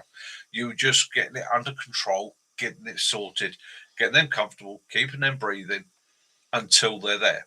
You're there to stop the blood, keep the breathing. That's all you can really do. Okay? If you can make them comfortable, make them comfortable. But you're not, unless you are a qualified doctor, surgeon, consultant, don't ever try doing anything that you've seen on TV, and that it ain't going to help the situation, and invariably it will make it 10 times worse. Do what you can, and that's it. And the most important thing is get help. We were watching one yesterday, weren't we? On a beach, a remote beach, and the guy was doing everything right. He got the casualty in the recovery position, couldn't work out what was wrong with her, and at one point she went, "I've got pain in my chest." Okay. She says she's got pain in her chest. Now, at that point, my instinct is, fucking need help now. He's on the phone, doesn't know where he is. He can only give a rough direction. And then a couple of people come down from a house that's where he is, okay, which is down a little lane and all the rest of it. Now, at that point, I would have sent those 2 people. I'd have been like, right, do us a favour, get up the road there, guide the emergency services in. What's the exact address? He didn't do any of that. Okay. And when the paramedics arrived, he just went, he stood up and he went, well, yeah, I found her. She's in pain, and stepped back. He'd been given the essential piece of information, chest pains. He could have sped it up by getting the address, exact address, and getting people up the road there. Sometimes the essential tool is not necessarily the first aid you're giving, but the information you're gathering and the controlling of the people around you. And you found out the person's name. Yeah. You know, it's those little things. Because if you can get a name, is when they're talking to the casualty, they're more likely to respond because they can hear their name, even if they are suffering. But it's. I mean, fair play. He was out on his canoe fishing. It was kayak fishing, and he heard someone shouting. Then he couldn't tell if it maybe an animal, and it actually turned in. Happened to see this lady laying on the beach, and he went up to her, and she'd managed to crawl. Her stuff was further away, wasn't it? And she was curled up further up. So, and that was the thing. It was, he did everything right to a point, but it could have been better. I'm not going to knock the guy. No. He rendered aid, and she was okay. But again, is sometimes you've got to think along that lines. You've got to, you're in the middle of the woods and that. You've got to think, where's the nearest road? If you've got somebody else out there, you local? Do you know the exact spot we're in? You know, could you go to, where is the nearest gate or road access from here? Could you go there and guide the ambulance crew to me? Because saying to the ambulance crew, I'm in the middle of the woods. What 3 words? So and so. They've still got to try and work out their way through the woods to that location, when there could be a perfectly adequate path for them to deviate slightly on and find you. So again, use local knowledge and gain all the information you can as soon as you get to the scene. Okay. For, as Laura just said, check for medical bracelets or chains and that. Medical bracelets, SOS chains, SOS bracelets. Okay. Speak to the casualty. First question: where's it hurt? What's happened?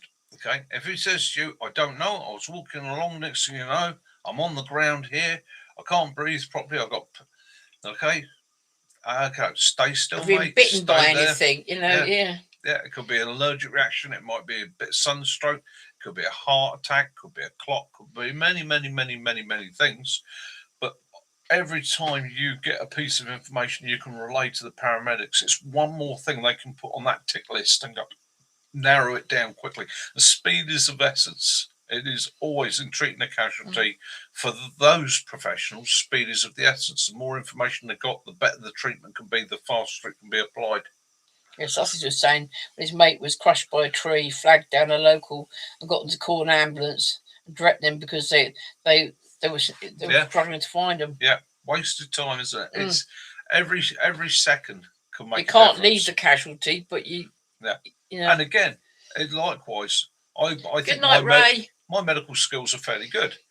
However, if I've got an A&E nurse there, I'm the one that's going to be running to find the road and guide them in. You know, as soon as she says, I've got this, go get help, I'm going to do the runner. Okay, so it's not a case of trying to be the hero. It's trying to do the best for that person.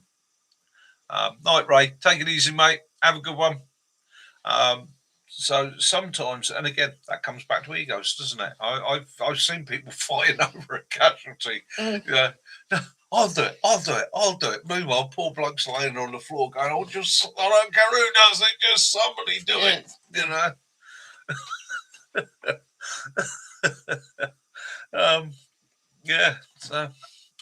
Sometimes you got to stand back. You know, sometimes you got. People think you got. If you see someone laying in the road, you got to make them stand up and walk away. No, don't. I had that. I didn't have purse out, but when I worked in a shop, a young boy was run over on the road in front of the shop that I worked at, and this lady got the boy to stand up, and she walked him into a little cafe, the little cafe bit the other side of the road. and it turned out he'd actually broken his hip, and it's she should never have. She should have just you got left him be. If they're down, leave them down. Yeah. It's if you're going to move them, you haul them out. Oh, thanks, Steph. Cheers, stuff. Yeah. So yes, you might be up to visit. Yeah, you. Yes. Better tell him what biscuits to bring with you, because yeah, we'll have a chat through the week. We might in the next fortnight or so. I might do a quick mission to Wales. I've done Scotland. We went out. Yes, we went yesterday. And picked up our box of beef from Farmer P. So we've got quite a lot of Dexter beef in the freezer now. Got long ribs, we've got silver side, we've got steak, we got skirt, we got all sorts. Yeah, Bill, it is, and it's. So he worked in North Sea Rescue, so that's a hell of a place to have to try and help a casualty. And I know from speaking to Kitten with the rigs and that, quite often there's massive time delays in getting help to people, and that's any medical training that anybody can get, any at all, is always going to be an advantage. And the more you can learn, the better equipped you are. Hopefully you'll never need it, but they do one biker down. Do one with the local sort of fire brigade, and you go along and they show you CPR and all that there. Oh, excellent, Lawrence. Gary, it was half a fresh. So basically it's a Dexter that we've watched grow up, seen her fed, she's organically raised and Rosette, or he went off to slaughter. He was a steer, went off to slaughter, gets butchered, 30 days hung, vac packed for us, and it was chilled when we got it. So we've brought it back and frozen it, and I had rump steak tonight, and it was absolutely delicious. Got no shrinkage, no water, 3.5 minutes each side. Let it rest. A little bit of garlic butter in the pan. Chuck some mushrooms in. Give them a quick saute. The long rib is like that, isn't it? Perfect. It's about. So we've got garlic butter mushrooms. We've got a chuck roast. We got a brisket. We've got sirloin, silver side, and then we've got lots of steak. We've got some braising steak. A couple of packs of that. A couple of packs of the casserole steak. We've got skirt. We've got enough mince to do what's the other one? Skirt and the other one begins with S, doesn't it? Shin. That's it. Yeah. So we've got lots of stews, casseroles, curries. Enough mince for the year. Won't have to buy mince. And next month we've got a half a lamb coming as well. Yeah. So that's us stocked up. Yes. And again, this goes back to my mindset, which is I know how the animals are raised and looked after. If I lived in a country that made sense to, I could probably be quite self-sufficient on either raising my own livestock or subsisting off the steer that he's got going in next month. Well, it's nearly that next month. And I think the next week or two he's got another steer going in that'll be hung for 30 odd days. Yeah. That one he's almost twice the size of the one that we've had John for. Yeah. So it's Yeah, again, and keep up the first aid training. Yeah. Lawrence, I'm doing a refresher soon myself. Yeah. Purely and simply because how many times you found that the actual methodologies changed because better practice has been found. And again, it just preloads the brain. I mean, when I first started first aid, if you mentioned tourniquet, you'd be made to stand outside the room. Okay. And then things started to change. As with always, it comes from the military, IED threats, traumatic bleeds and that, the training in tourniquets, and then that slides into the civilian world. Now, I don't suggest that anybody just run up and strap somebody up. You've got to have a little bit of knowledge and training. But the fact of the matter is, if they're missing even a big part of a limb, or there's a wound and the blood is spraying across the room, stop it spraying across the room, because they've got minutes to live. So if you've got a massive bleed and you think the thing to do is put a tourniquet on, put the tourniquet on. Apply pressure to start off with if you think it's at a level that will deal with it. But if it's spraying up that wall, don't fanny about, as they used to say. Get it on there and get that. We've even got under control. He has got in amongst his first aid kits, there's a animal first aid kit. Yeah. Because also in there is a first aid book on like how to give dogs first aid, how CPR to for CPR, dogs. yeah. Dealing with choking in dogs, there's like small things and it's all knowledge, it's all in the brain, and quite often it crosses over. Okay, it might be a slightly different technique on how you do it, but it all crosses over. The basic symbols are there.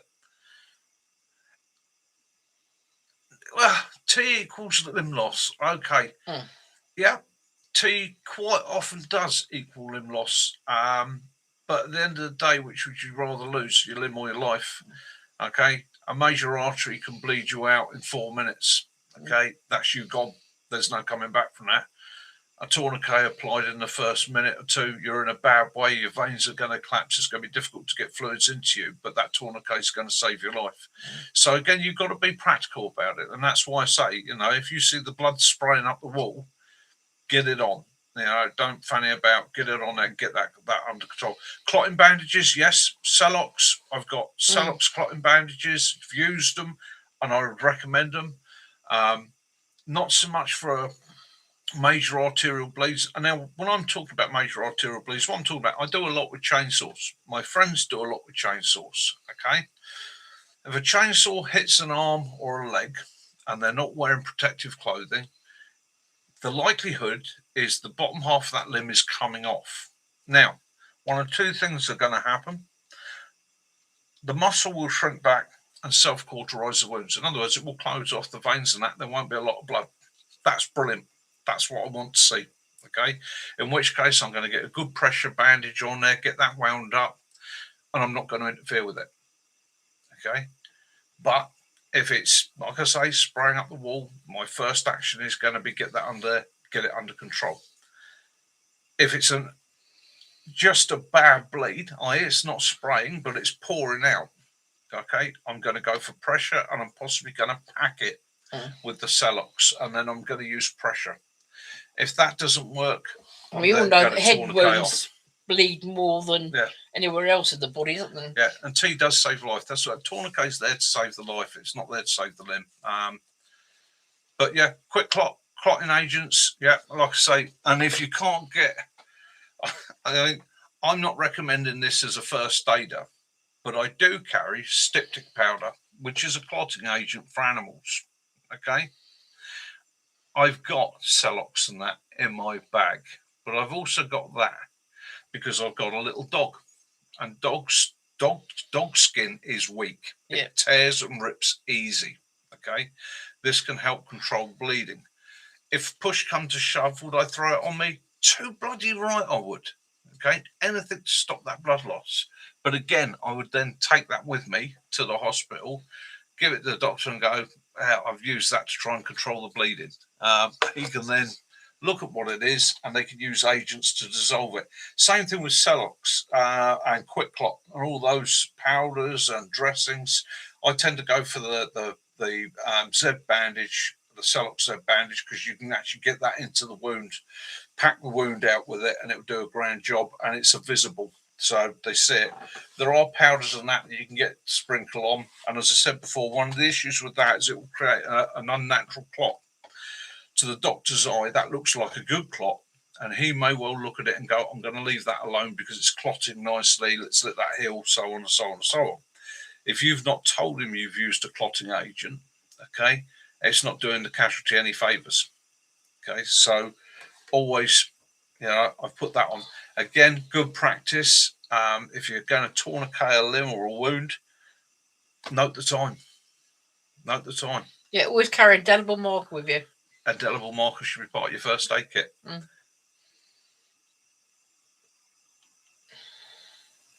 Yep. Styptic pens sting like hell. Great. It's but it works. And it's do what you've got to do. There is no right or wrong to it. It's you are doing what you needed to do for your casualty at that time. It's which would you rather?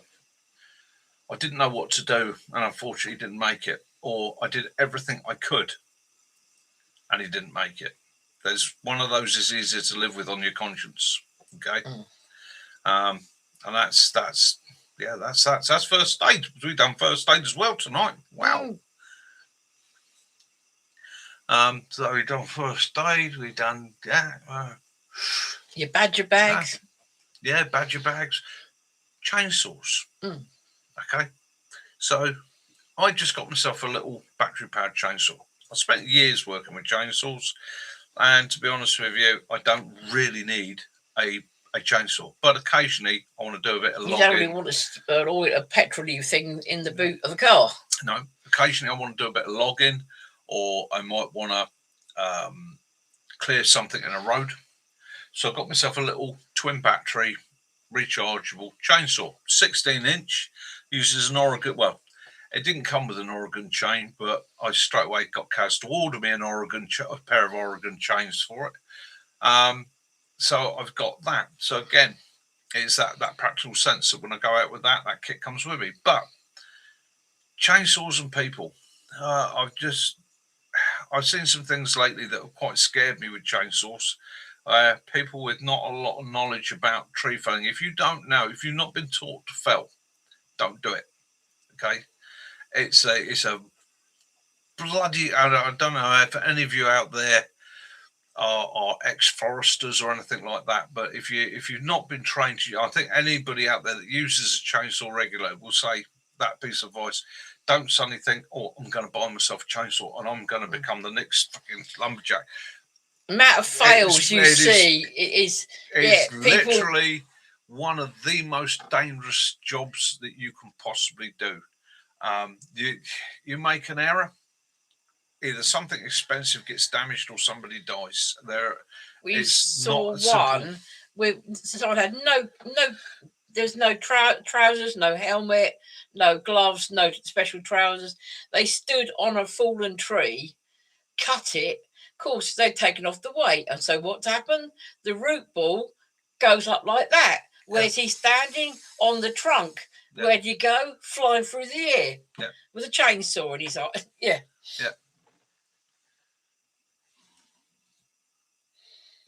So, it is shit and it's horrible. Don't do it. It is one of the most dangerous things you can do. Canvas care. Canvas care, yes. Right, so Jason, for you this week, the video will be coming up. So canvas care. Yeah. So let's get my canvases out. So Stelton's got the 8-inch battery ones we use are great for. Yeah, they are good. Yeah. That's what I would say to most people to get. Yeah.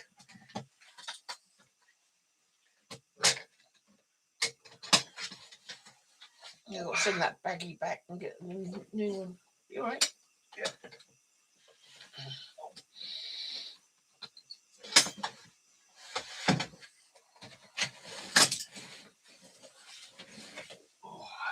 Canvas.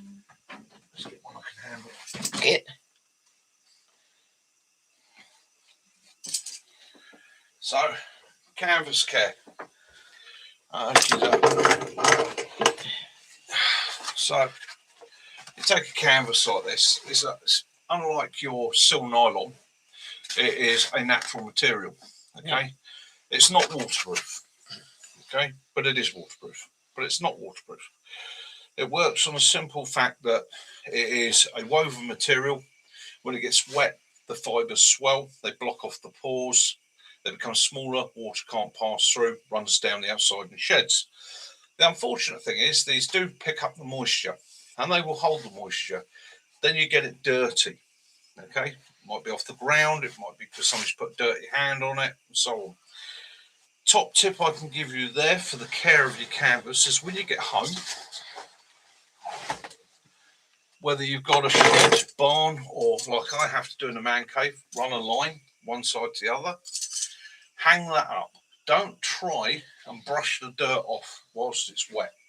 Okay, hang it up. It's a canvas. Let it dry. Let it dry off 100%.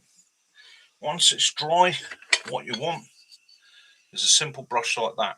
That's the sort of one you have a scrubbing brush for the bathroom. Yeah, a soft brush. Okay, and then all it's going to be, when you look at the canvas, you can see that there's a grain to the canvas. It goes in two directions. Just literally brush it off. Okay, and you want a soft brush. You don't want something coarse. That is literally.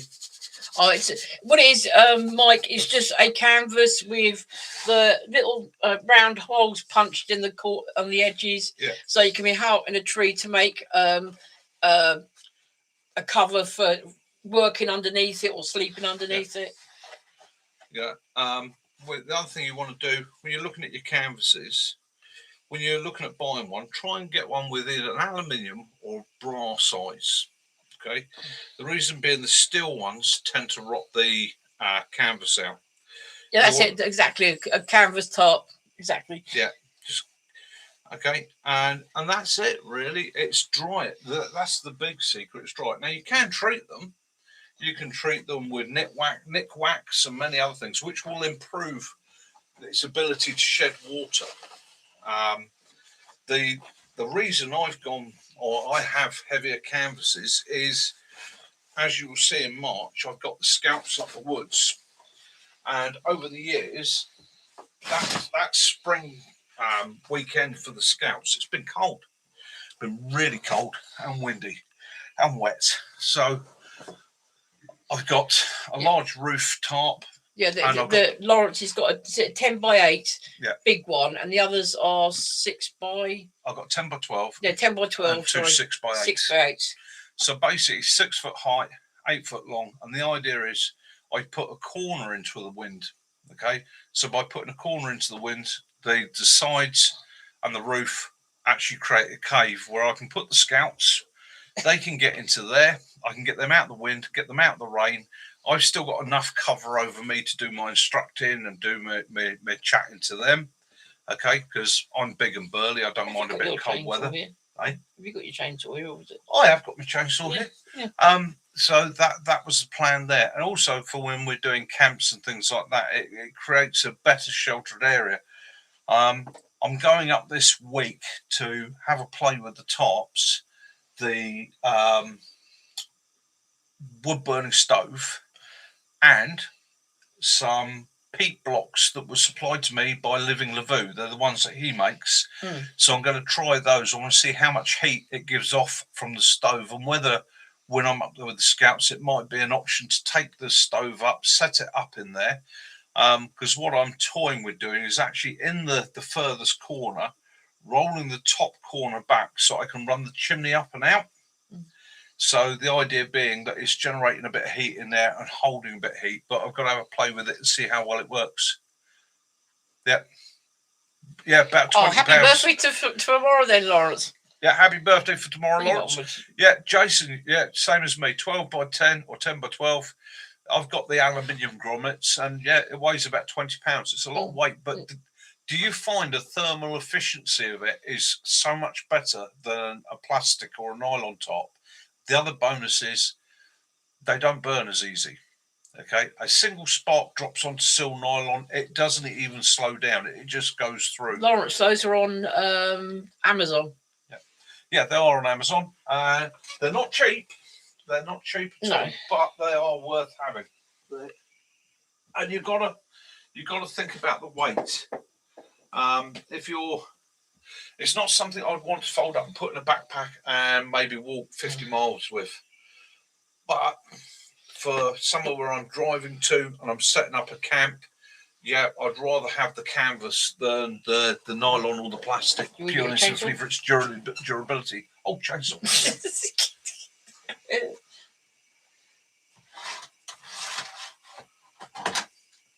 See what it covers right now. Okay, so this is the little Yes. Battery powered chainsaw. Okay, I'm not expecting a huge amount from it, and it's a bit like a topping saw because it's an overhand saw, but it's quite light. The thing I don't like, no chain brake, but it's electric. So yeah, I'm going to have to be a bit careful and twitchy with it. But again, for it's only going to be used for doing a bit of cross cutting on logs and that. It's not going to be chopping any trees down. I've got access to a decent still for that. But yeah, so it's basically, so when I'm up the woods, if I'm going to start prepping my timber in lengths and just leaving it in lengths, and it means I can get up there and just quickly give it a zip, zip, zip, zip. And it means sort of get up a wood store through the summer, isn't it? So that for next winter you already got some starting to be cured. And Kaz got me the chain oil to go for that as well, because it needs chain oil. So again, a lot of people forget. So you buy an electric chainsaw, they go, "Oh, there's no fuel needed, no oil." No, you still need chain oil. You've still got to lubricate that chain. It's going to be whizzing around. The Lavu is an awesome bit of kit, but I can't get 15 scouts in it. Well, I could, and they'd probably be warm, but I don't think I want to. Didn't you use your Max? You used your Lavu, didn't you? At the down in Devon. Yep, it did. Absolutely brilliant bit of kit. Yeah, it is so durable. I mean, that's the thing, isn't it? The canvas, it's got strength to it. It will take a lot more abuse. Yeah, because I see Lavu, some more of his tops, you know, the thingy ones, a branch or something went through through the storm the other day. Yeah, it doesn't take a lot for the old nylon tops, still nylon tops, to go through. Yeah, Jason, if I was living in your environment, I'd tell you what, I wouldn't be taking an electric one with me. But basically, up the woods, we got 5 of the guys are all sort of ex-forestry and that, and they've got a whole range of chainsaws. We go right up to a 4-foot guide bar. You did chainsaw at Merritt's Wood, Spar Shop, didn't you? And I've got access to them if I need them. However, I don't always. It's one of those things. I don't always want to be every 5 minutes going, "Can I bring your chainsaw, mate?"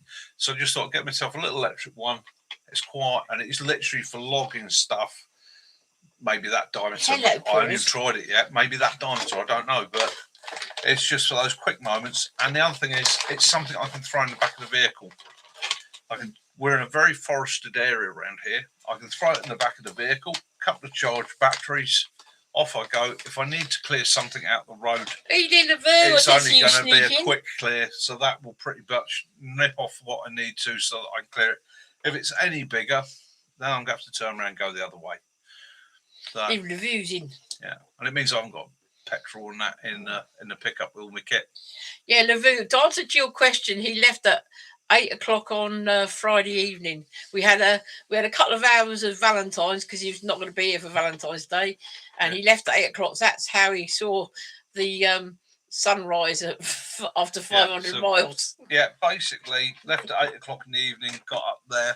I actually arrived there. It was about 12 hours later. The same thing coming back. It was about a 12-hour journey. But in that, I've got to add that includes like 4 stops. And at each stop, I mean, I had a good sort of 20 to 30 minutes walking around. When I stop on a journey like that, I don't just stop and sit in the vehicle. I get out, I have a good walk, I stretch, get some exercise. Lavu said that his first message didn't seem to appear. And a couple of people have had put some of their messages up. They've not. I'm going to have a play with YouTube this week with the new computer because this is happening all a bit too often. It seems people aren't getting notification for the videos, and I'm not getting notification for other people's videos. I think basically YouTube's getting a bit lazy, and I think it might be because they're getting involved with the BBC. Yeah, that makes me angry. That's nice. Some little furry machine here. He's got his paws at the top of the table here, and he's just looked at me and gone and belched straight in my face as I looked at him. You're a good boy. Come on. Come on in. Come see Dad. Come on. Oh, come on in. You want one of these? Well, look, Dad's got a peanut butter thing. You want your treat? You want your treats? Lucy, can you pass on his number, the number to you? Can I pass on the number to you if you need it? Out with Max. Oh, Max, yeah. You can pass on the number to Max. Yeah, will do. I'll pass that on to Max tonight. Yeah. I'll message Max with that. Yeah, definitely. Yeah, Willow is on the peanut butter and banana. He likes the wag treats, you know. Yeah, he does like the He likes the barbecue bangers a lot. Don't say it. Yes, you have to get. No, they've got the face now. You know the face. Right, you ever seen a dog ride a unicycle? He will ride a unicycle for gets banana bangers or for his barbecue bangers. What I have to do, he gets in the evening and he has his treats in the evening. And then I have to put 3 of the barbecue bangers next to the bed. So when he stops reading his book, he gets them. Hello, Willow. Did you want one of these? Shall I hold it for you? Yes, he will look a little bit different next week because he's got groomers booked. Oh dear. Oh dear. Oh, you want it? No. How dare you eat my bloody treat? Bloody dog. Bloody dog, aren't you? They even got, look, my new phone case. Look, it's got shizus on it. Little shizus. Now you want it. Now, in his time, his way, he's a little sod.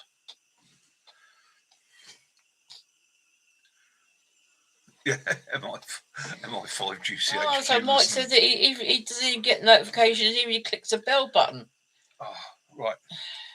I will have a play with YouTube and see what I can find out. See if I can figure out what's going on. Yeah. See if it's something I need to do on the settings my end. Or do we have to get hold of YouTube and beat them with a stick?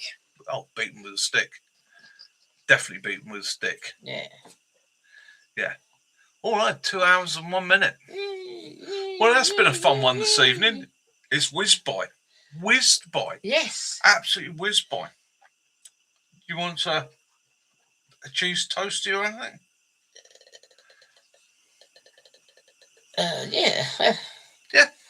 Or maybe a slice of Victoria sponge. Oh, yes. That's one thing about going up to see Farmer P. His daughter, Holly, is has a little bakery thing, and she makes homemade pies from obviously her dad's meat. So she's got sausage rolls, pies. But yesterday I bought a Victoria sandwich. It's £4.50. Yeah, I can't even really make a one for that price. Yeah, that's one of the tips. Actually, Mike's made a good point there. What I suggest you do is when you go and have a look at any of my videos, you'll see the notification bracket. Yeah. Have a click on that and make sure that it is all, not personalized, not none. Yeah. Click it on all. YouTube has a habit of moving that setting sometimes. Yeah. They will. I've got things set. Basically, what it'll do is it'll go, I don't think he really wants to watch that anymore. We'll change that. Which is a bit annoying. But yeah, have a swap around on the settings there, see if that does any better for you, and keep me posted. Meantime, my end, I'll get onto YouTube. I will ask the question in the YouTube studio tomorrow: why are people not seeing my notifications that I'm putting up videos and that, and why are people getting chucked out or having their comments removed on my lives? I've got no. YouTube isn't set up to moderate for me. Kaz is my moderator. I'm my moderator. So's Owen and so's Kitten, and I certainly. And they definitely don't. So, what an interesting evening. Anyhow, saying that, it's the beginning of a week. I know a lot of people will get up to work tomorrow. I'm feeling rather peckish, even though I've had steak tonight. I'm going to go downstairs, treat myself. Sunday night, I've had no alcohol tonight. I've just had me a cup of tea, and I'll probably do with another one. Water.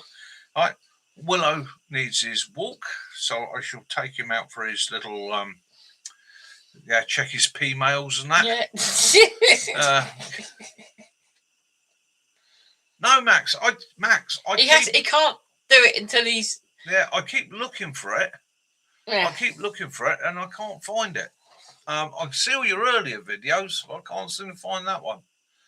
All right, so yeah, and happy birthday for tomorrow, Lawrence. Yeah, Lawrence, have a fantastic day tomorrow, mate. Have a really, really Go good and one. treat yourself to something. If anybody says anything to you tomorrow that gets you going, you just tell them Mick says don't. Yeah. Or he will be forced to come down there, and I will stand on their throat till the bubbles stop coming out. Have a good week, everyone, and just think when we next see you, it'll be next month. Yeah. Have a brilliant week, everybody. And it is March. The next one will be in March. Boing, boing. Yeah. Woohoo. Cheers, Kitten. Oh, yeah, a little bit more lively than I was last week. Yeah. But it was worth it. And, definitely enjoyed it. And I will be doing it again. We will be coming up. Night all. Night Bill. Night Angels with Dirty Faces. Night Kitten Killer. Sticks really good week, everyone. Night Brother. Lawrence, good night. Stealth, good night. John, good night, mate. Have a great week out there. And thank you for those who pressed the like button for us. Yeah. Virginia, have a great one. Andy B, good night, my brother.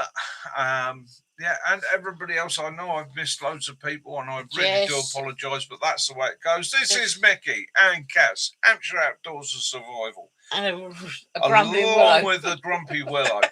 Have a great week, everybody. Look after yourselves. Get outdoors. Have an adventure. Do something that will make you smile, whatever it is. Okay? Take it easy, and we will see you all next week. Yeah, love those you do, forgive those you don't. And as always, may peace and light be upon you all till next time. This is Mickey, Hampshire Outdoors and Survival. Mickey out. Night.